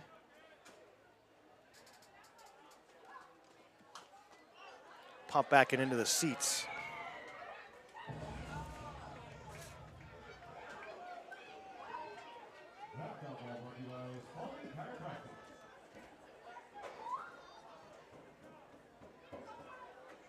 Good thing we got that television hooked up down by the Frosty Hooters concession stand just in time for the midnight sun game, because going to be some long lines tomorrow, but we're going to have multiple food options here. Not just Frosty Hooters, but there will be some food trucks as well. And for those of you who like an adult beverage, there will be multiple stations and also people walking around selling beverages. Swing and a miss. Lawson strikes out Williams. That's 3 for Wade. Head to the bottom of the 6th. Panners by 4.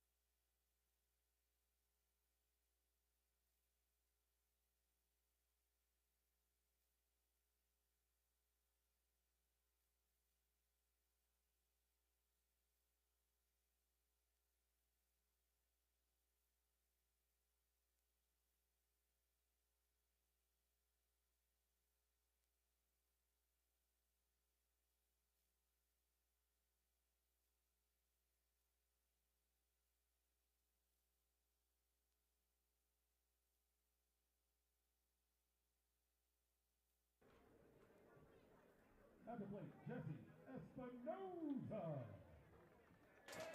Jesse Espinoza leads off for the Goldpanners. We head to the bottom of the 6th inning from Growden Memorial Park. Goldpanners leading the Seattle Studs. Or rather, Holt Williams is going to be pinch hitting here for Jesse Espinoza. Holt Williams.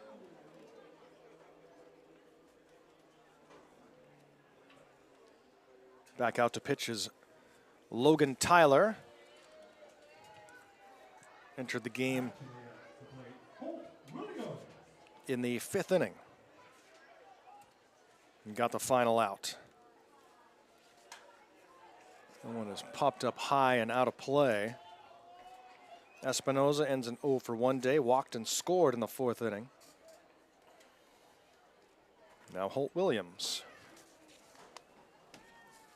Freshman from UC Irvine out of Camas, Washington. I believe that's near Vancouver, Washington. 2-hopper to short. Gallagher throws him out.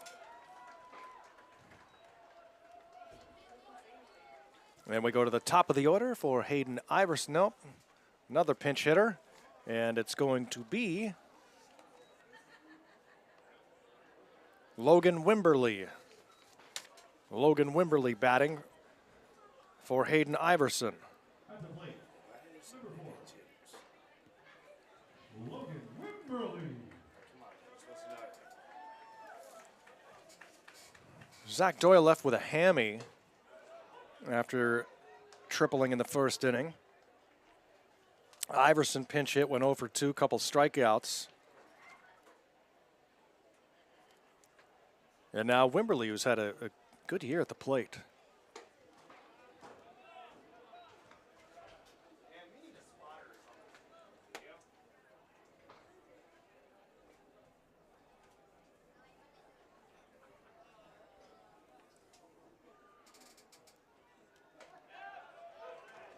Strike called, it's 1-2.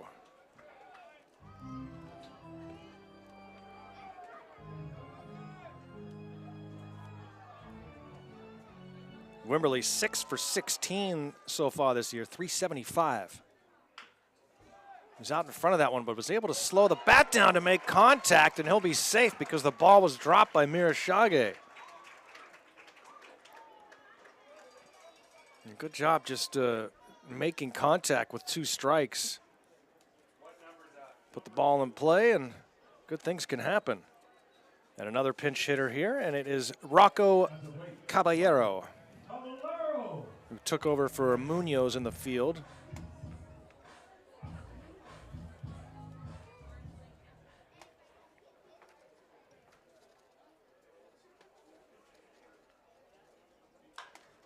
Swings and skies one into shallow left. Ringer looks up into the smoke and makes the catch to retire Caballero. Munoz will end a 2 for 3 day at the plate. And Bubba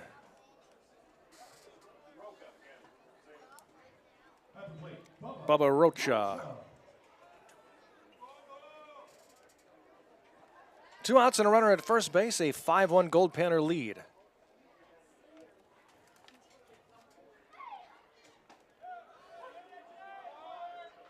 And continuing to peek at this wildfire that is currently sitting at about 38,000 acres. It's really not that far away. I mean, Fort Wainwright is on the edge of Fairbanks here, and it's not far from there.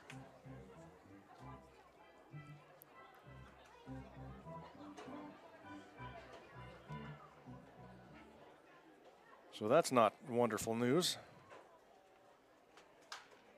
It's just a little bit southeast of Fairbanks.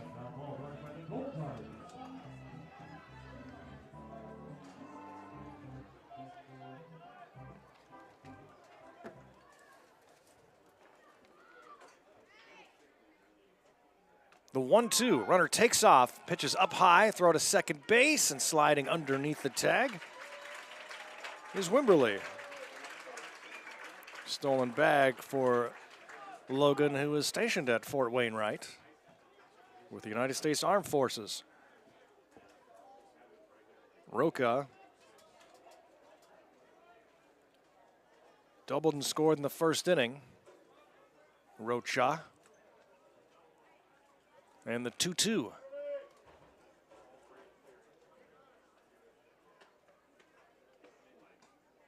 This is downstairs, 3 balls and 2 strikes. Now that Stud's bullpen is empty, other than one player.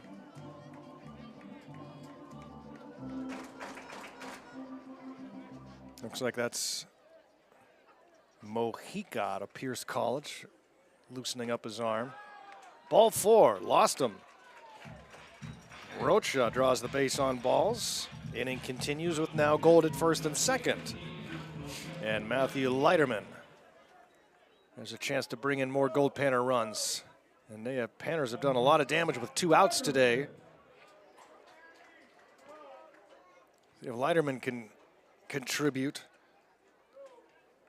with some 2-out RBIs. Matthew already 1 for 2 today with a run scored. Been on base twice safely.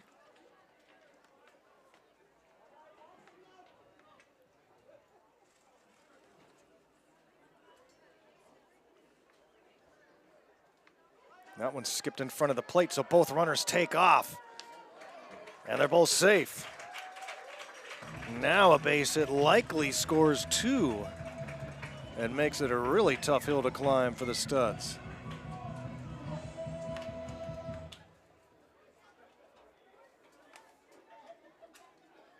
Mikey Bell on deck.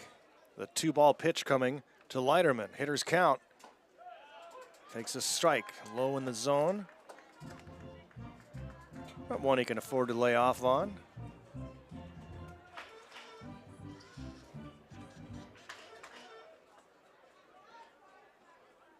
Two 2-1 pitch. In for strike 2. Logan Tyler, number 12 for the Studs out of Tacoma College.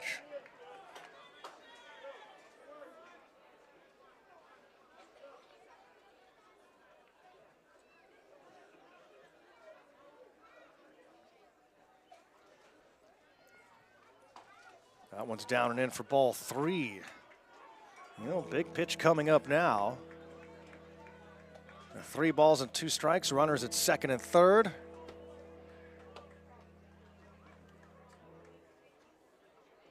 And the payoff. Chopped. This one's trouble. Charging it is Mirashage. Throws to first. Got him at first base just in time. Fans don't like the call. Bang, bang play at first. No runs in the 6th for the Goldpanners, but they lead it 5-1, headed to the 7th.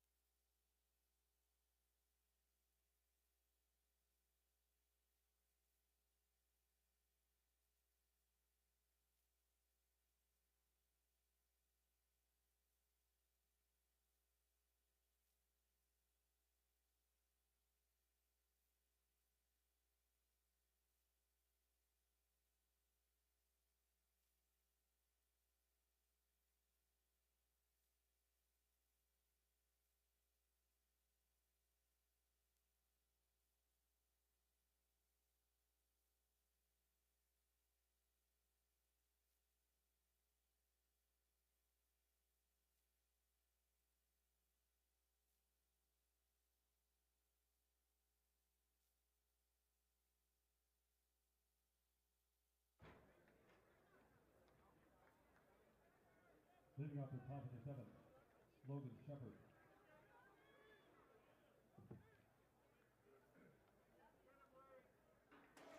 Logan Shepard for the Seattle Studs, who've been held to just 1 run today. There was an unearned run in the 4th inning, and he pops this one up high in the infield, really high. Bell makes the catch up the third base line. 1 pitch, 1 out. Wade Lawson. Good effort in relief thus far for the Goldpanners. He relieved Cooper Bagby after a leadoff single in the 5th inning.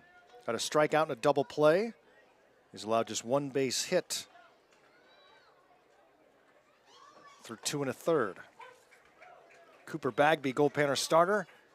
Excellent work through 4+, 1 unearned run on 3 hits, 3 Ks, no walks. Swing and a miss on a slider tailing out of the zone. Gallagher 0 for 2 so far in the game. He'll be followed by Romero. Top of the 7th inning. It's almost time to get your kazoos. Strike 3 call. May as well go get those kazoos when you get a second. You don't have much time before the 7th inning stretch. And if you're tuned in from the stud side of things, yeah, you want to stick around for the stretch. We do things differently here in Fairbanks.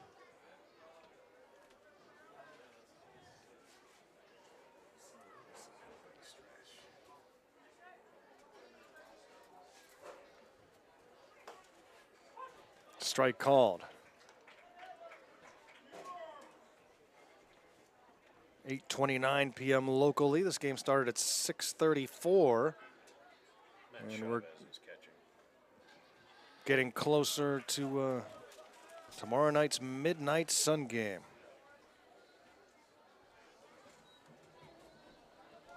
Henry Cole telling me that we've got a new catcher in here, Matt Chavez. Catching now, the junior from Cal Baptist. A lot of different players getting into the game for the Goldpanners here tonight.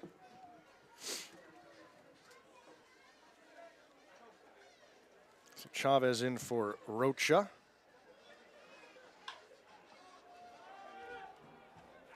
Popped up down the left field line, and it is over that temporary fence that's there for the Midnight Sun game. All these stands will be packed to the gills and beyond tomorrow.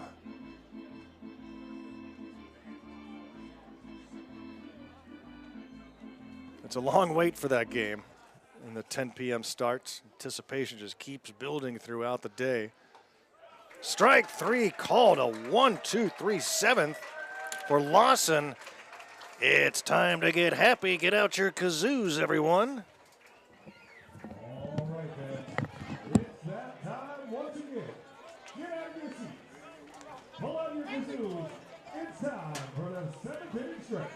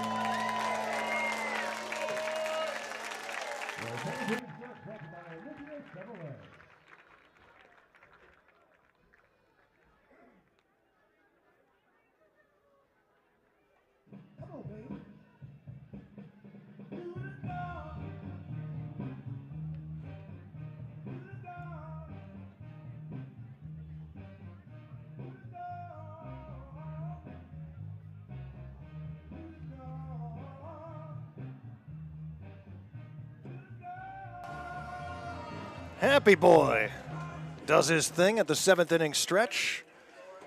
And the Goldpanners have a 5-1 lead over the Seattle Studs. Game 1 of 4 with the Studs, part of the Midnight Sun series. Can't wait for tomorrow night to get underway. The wind has calmed down.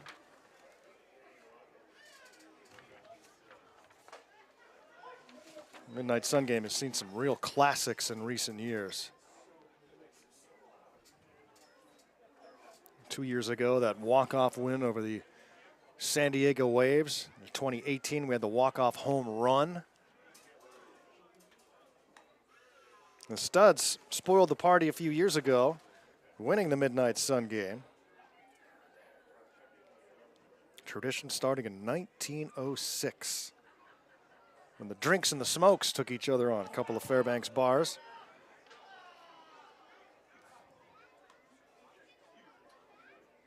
Midnight Sun game named after one of those players and his son, who was the president of the Goldpanners for many years, and his charitable contributions helping out many people around Fairbanks and the Goldpanners to this day. William and Eddie Stroker. And their names are on the scoreboard.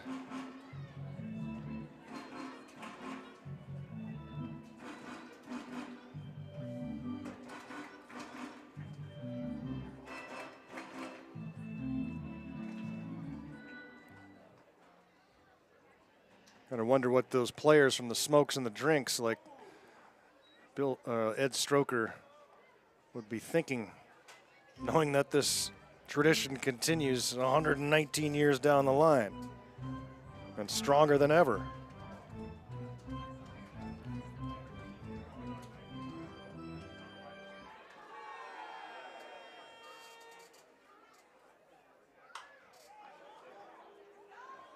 Was fouled out of play.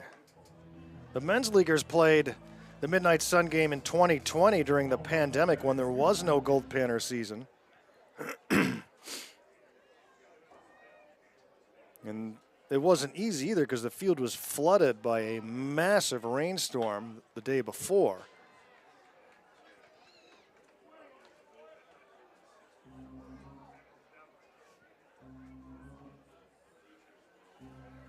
Panners, since 1992, have lost the Midnight Sun game just 3 times. Here's the 3-2. Popped out of play. Mikey Bell trying to find a way on here in the bottom of the 7th. Panners leading 5-1.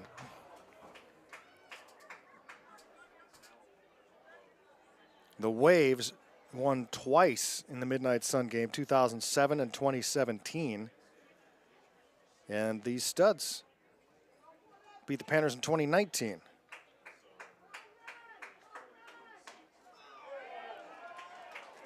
Thought he had ball 4. The bell is rung up.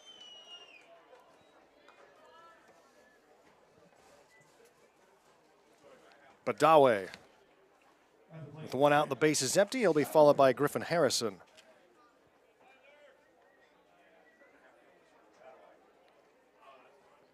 In 2010, the Goldpanners defeated the Heroes of the Diamond 4-3 in 15 innings.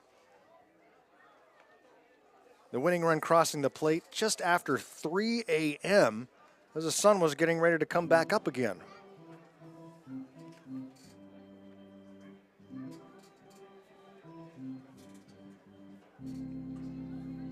Tomorrow night's honoree Dave Winfield played in 2 Midnight Sun games, 1971 and 72. Hit high into right field, and tracking it down is Williams for out number 2. Panners have not been retired in order tonight. Logan Tyler's trying to get that done here in the 7th.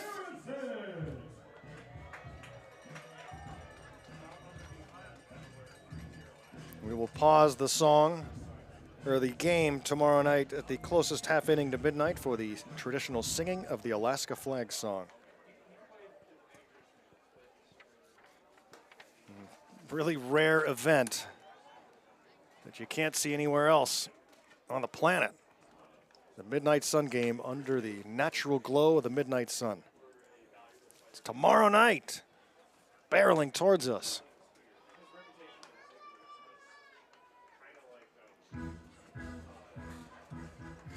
5-1 Panners here in the bottom of the 7th inning. Griffin Harrison trying to give the Panners a 2-out base runner. Takes down low. It's 3-0. Panners are 4-2 here at home. Lost a couple of games to the San Diego Waves, but took the series 3-2. One game was washed out with rain and lightning. Got a piece of it, 3-1.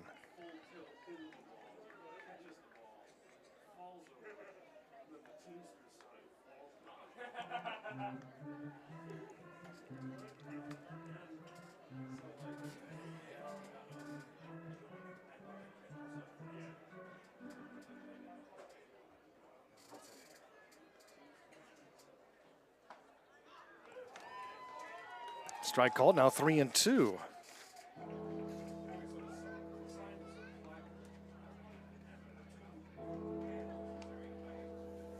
Studs will be in Wichita for the NBC World Series in all likelihood again this year, where they seem to battle it out with the Santa Barbara Foresters every season for the title. Panners won 6 NBC titles and haven't gone to Wichita in recent years. Last time was 2017. It's either 17 or 18. 3-2. Inside ball 4. So there will not be a 1-2-3 inning here in the 7th. McCain will bat with a runner at first base.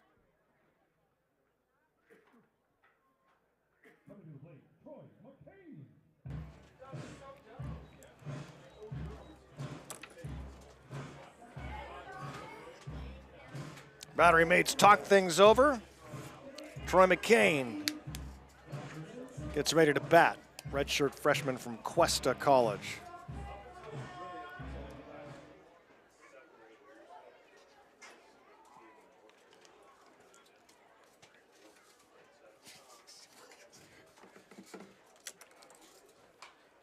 Popped into the stands right over the beer garden, which will be rocking tomorrow.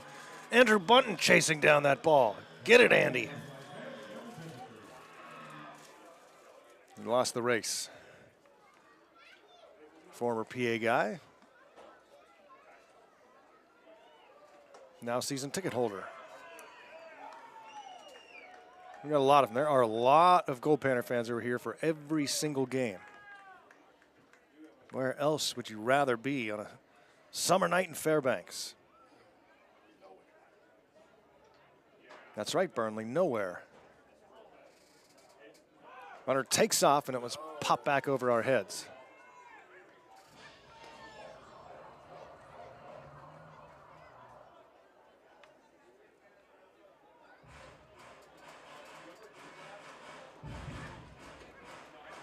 Panners bats have come to life here tonight and last night.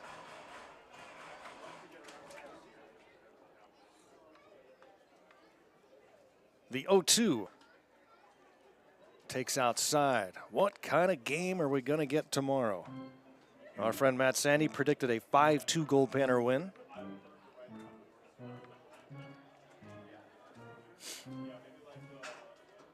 What do you predict?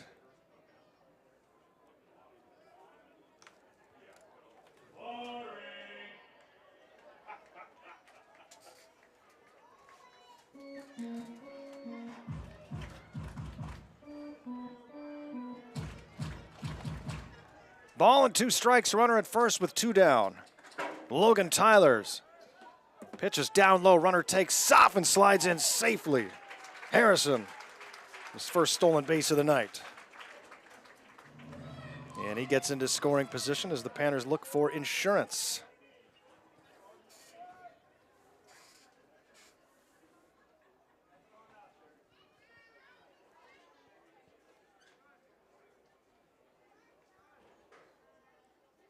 The 2-2. Swung on and chopped foul.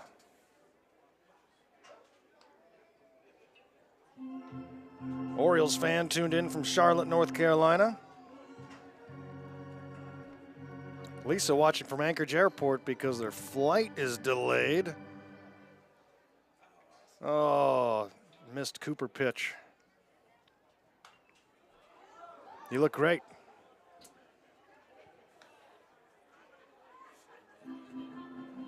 And Lisa's team took second place in the Anchorage Cold Classic Golf Tournament.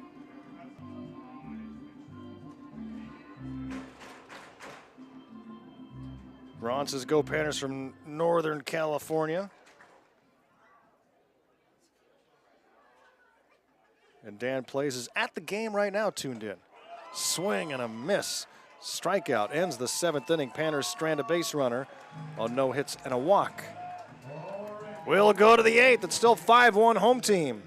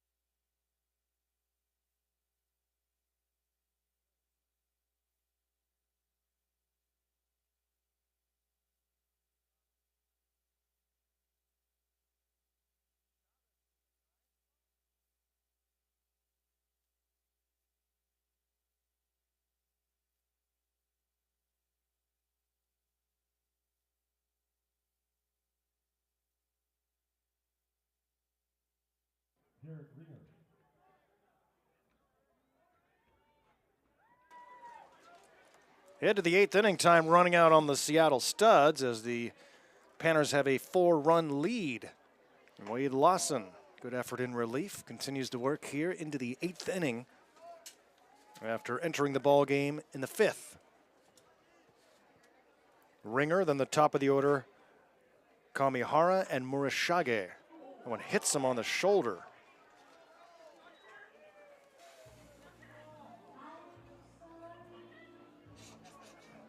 So the leadoff runner aboard by way of hit by pitch.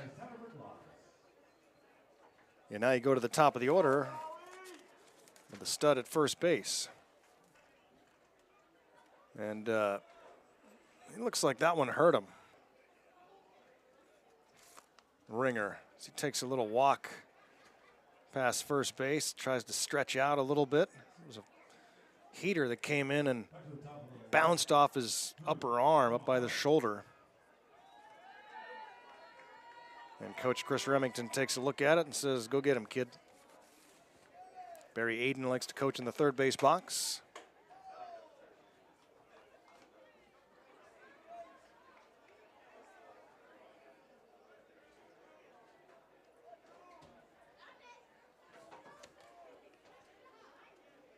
Oh for 3 is Kamihara out of the top of the order.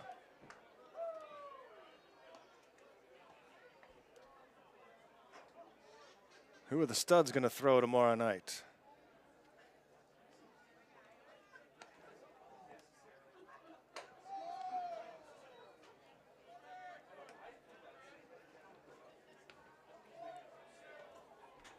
Should be an excellent pitching matchup. Usually is in the Midnight Sun game. Both teams throw their best arm.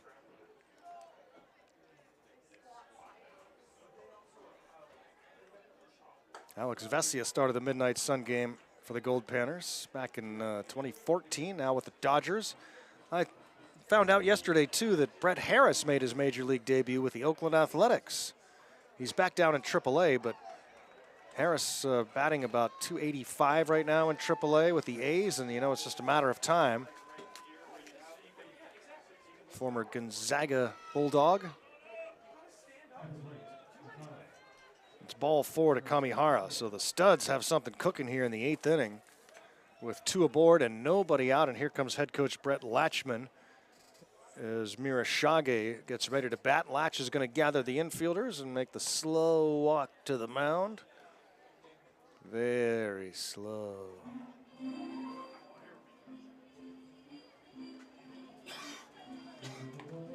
Latch from a baseball family. His dad, Marcel, played and coached for many years.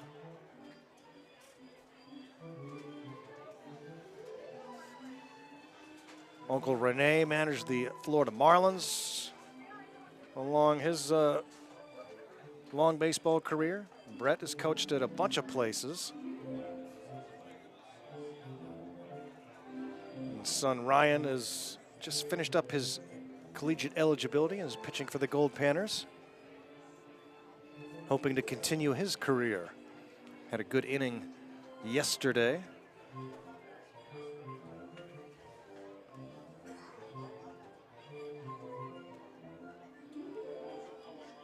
Lawson will continue. And a right-hander starts to throw in the Goldpanner bullpen as Coach Latch makes his slow return to the dugout.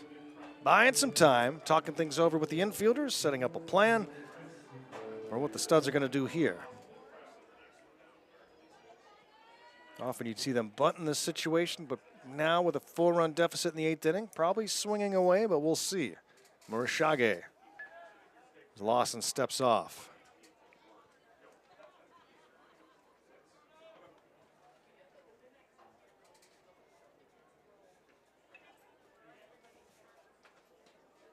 Down and away, 1-0 from Lawson.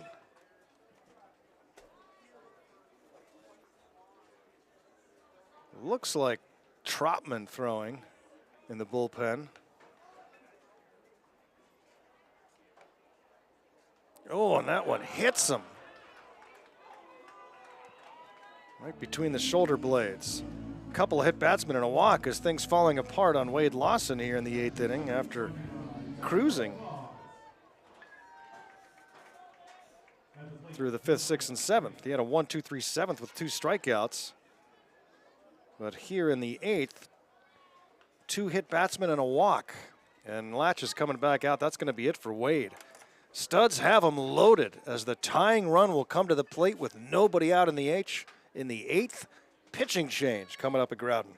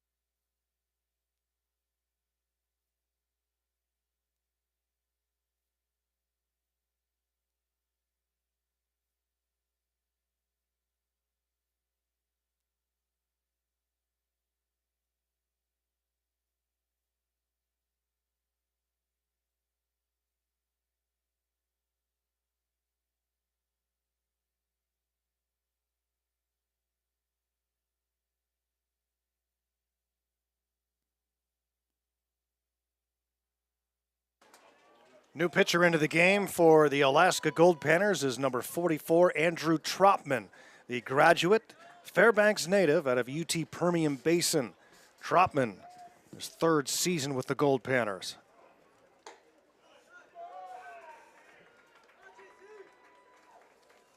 Misses for ball one. Facing Jeremiah Crane with the bases stacked and the dangerous Ben Shorman on deck. The Studs trail by 4 here in the 8th inning, but they have them loaded with nobody out. Tropman.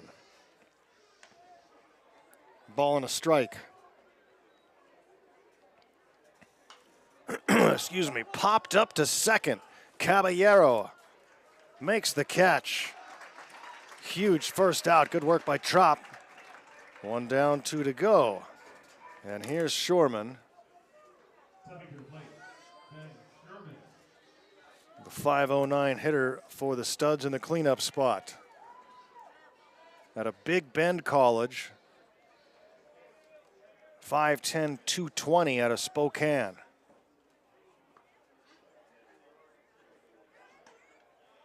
Takes just off the plate 1-0. You got to be careful with him here. He can tie this game with one swing of the bat. 5 home runs on the season.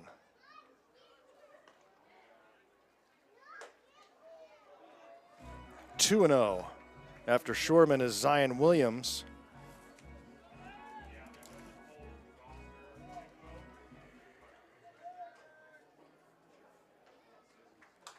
Foul back. It's Tropman's 4th appearance. He's thrown just 2 1/3.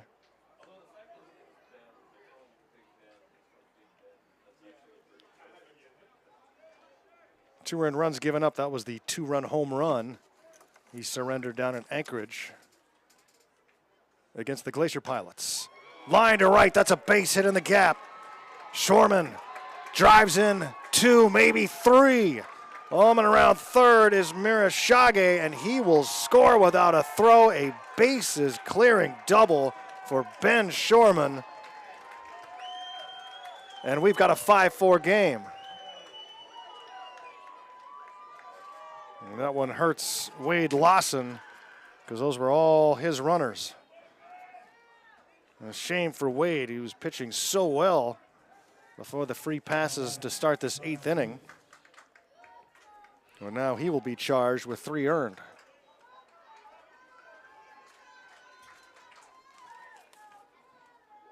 And that one hits the batter.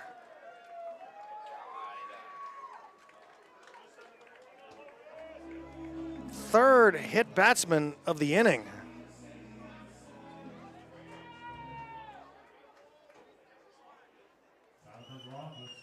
And that'll bring up Logan Shepard. The game looks a little different now, doesn't it?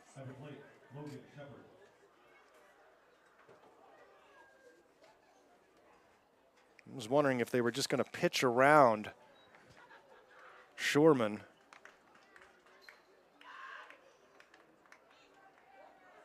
Almost one of those deals where you might be willing to give up the run.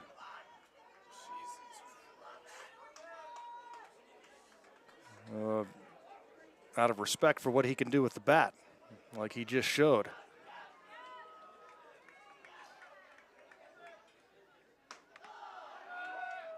And now the Studs dugout has come to life too. 2 on, 1 out, and a 1-0 count on Shepard. Tropman, oof, almost hit him there.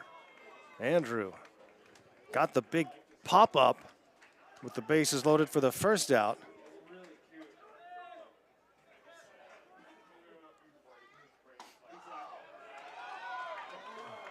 Misses down low. It's 3-0. The tying run is in scoring position. The go-ahead run is at first base. And now it's a 3-0 count on the hitter, Logan Shepard. Strike called. That was the hardest strikes to throw. When you're just trying to drop it in there on a 3-0 count. Ground ball to short. Flip to the bag for 1. Caballero's throw to first. A 6-4-3 double play. Trump gets out of it and retains this Goldpanner lead. It's 5-4, headed to the bottom of the 8th.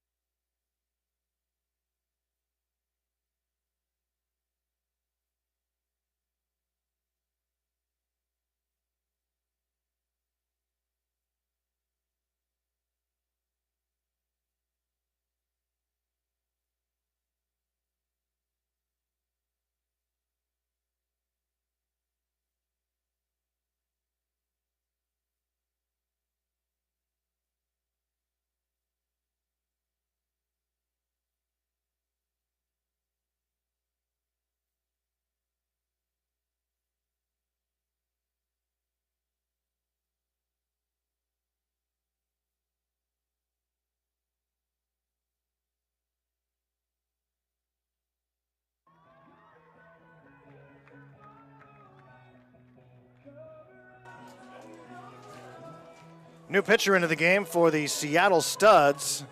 It's number 26, Derek Hotzler. Derek Hotzler, a sophomore from Herkimer College out of Richmondville, New York. 6'4" right-hander, Hotzler. Studs score 3 in the top of the 8th. Now a 5-4 game, a bases clearing double by Ben Shorman.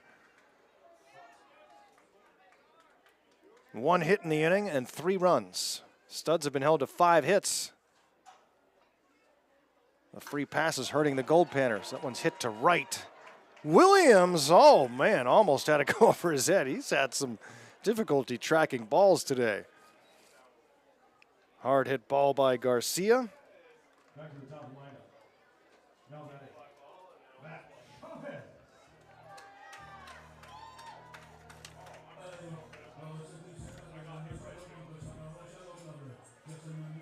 But it's out number 1. Panners would love to get some insurance here. Way outside to Matthew Chavez.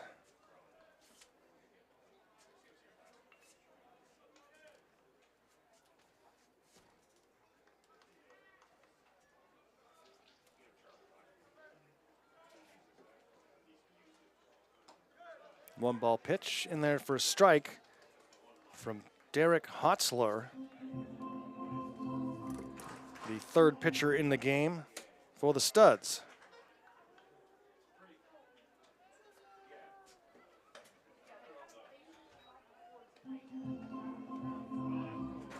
Two and one.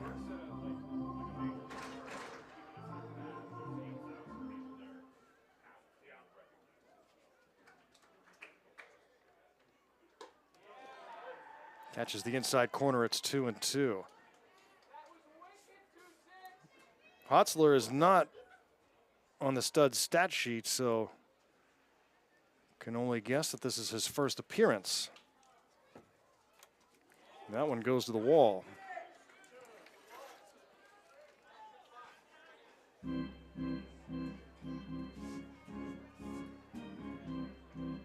Three balls and 2 strikes. Hotzler to Matthew Chavez.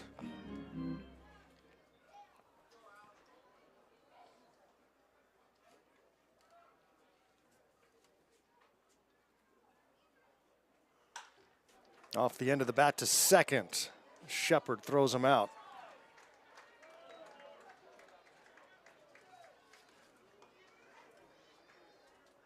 Coming to the plate, Rocco Caballero. Rocco Caballero. 0 for 1 in the game.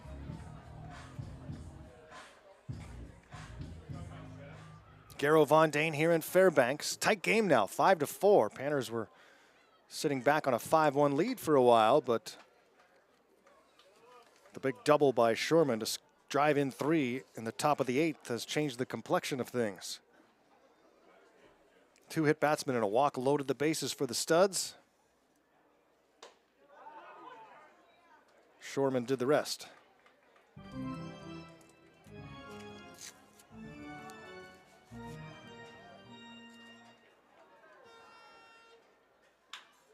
Hit to the left side. Mirashage charges, pumps, throws, and gets the runner. The first 1-2-3 inning for the Goldpanners tonight. The Studs are within 1 as we head to the 9th from Growden. Don't go anywhere.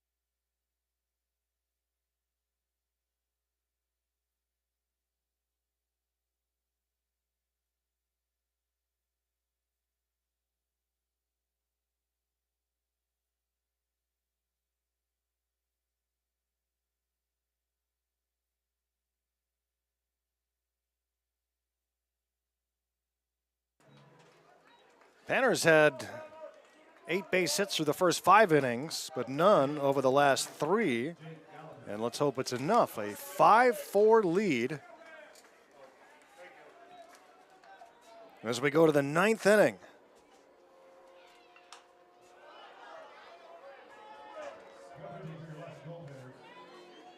Noah Smith is on to try and close this one out for the Goldpanners. Number 8, Noah Smith. Strike 2. Freshman from Cal Baptist out of Highland, California. Thought maybe he would be held out tonight so he could be used tomorrow. Maybe he can do both. Ground ball to second, bobbled, then Caballero recovers to throw out. Gallagher. 1 down. 5-4 Goldpanner lead in the 9th. Here's A.J. Romero and then Garrett Ringer. These 7, 8, and 9 spots for the Studs up here in the 9th. We trailed at 5-1 before scoring 3 in the 8th. Midnight Sun game. A little over 24 hours away. My thanks to Matt Sandy for joining us here in the press box today, making the long trip from Columbus, Ohio for a few ball games.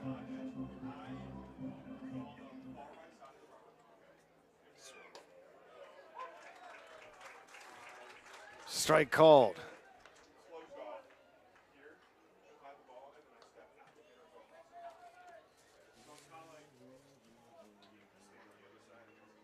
1-1. Smith to Romero. out there for a strike, 1-2. Romero is 1 for 3 tonight with a single and a strikeout. Ringer, who's on deck, 0 for 2, was hit by a pitch and scored. And he's in the on-deck circle. Here's the 1-2 from Smith. Popped up towards the Studs dugout. This will find the beer garden. Another chance for Andy Bunton. And nope, not going to get there, Andy. I like the effort. Oh, he did come away with the baseball.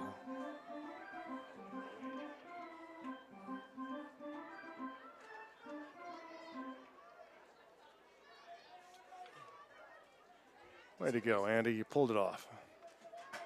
Here's the 1-2. Smith to Romero. Ugh.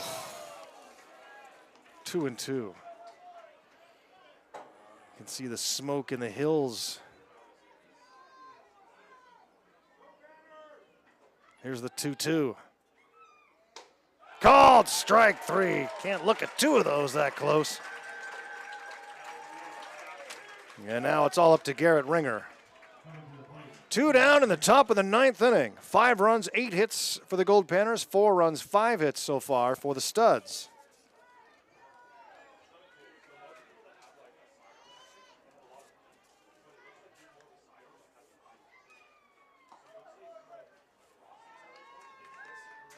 Ball 1 down low.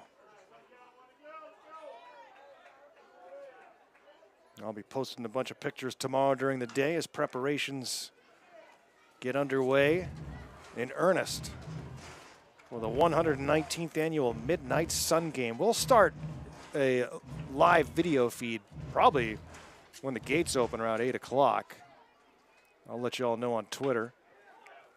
One hopper to the mound. Smith to first base. A 1-2-3 9th inning to nail down the save.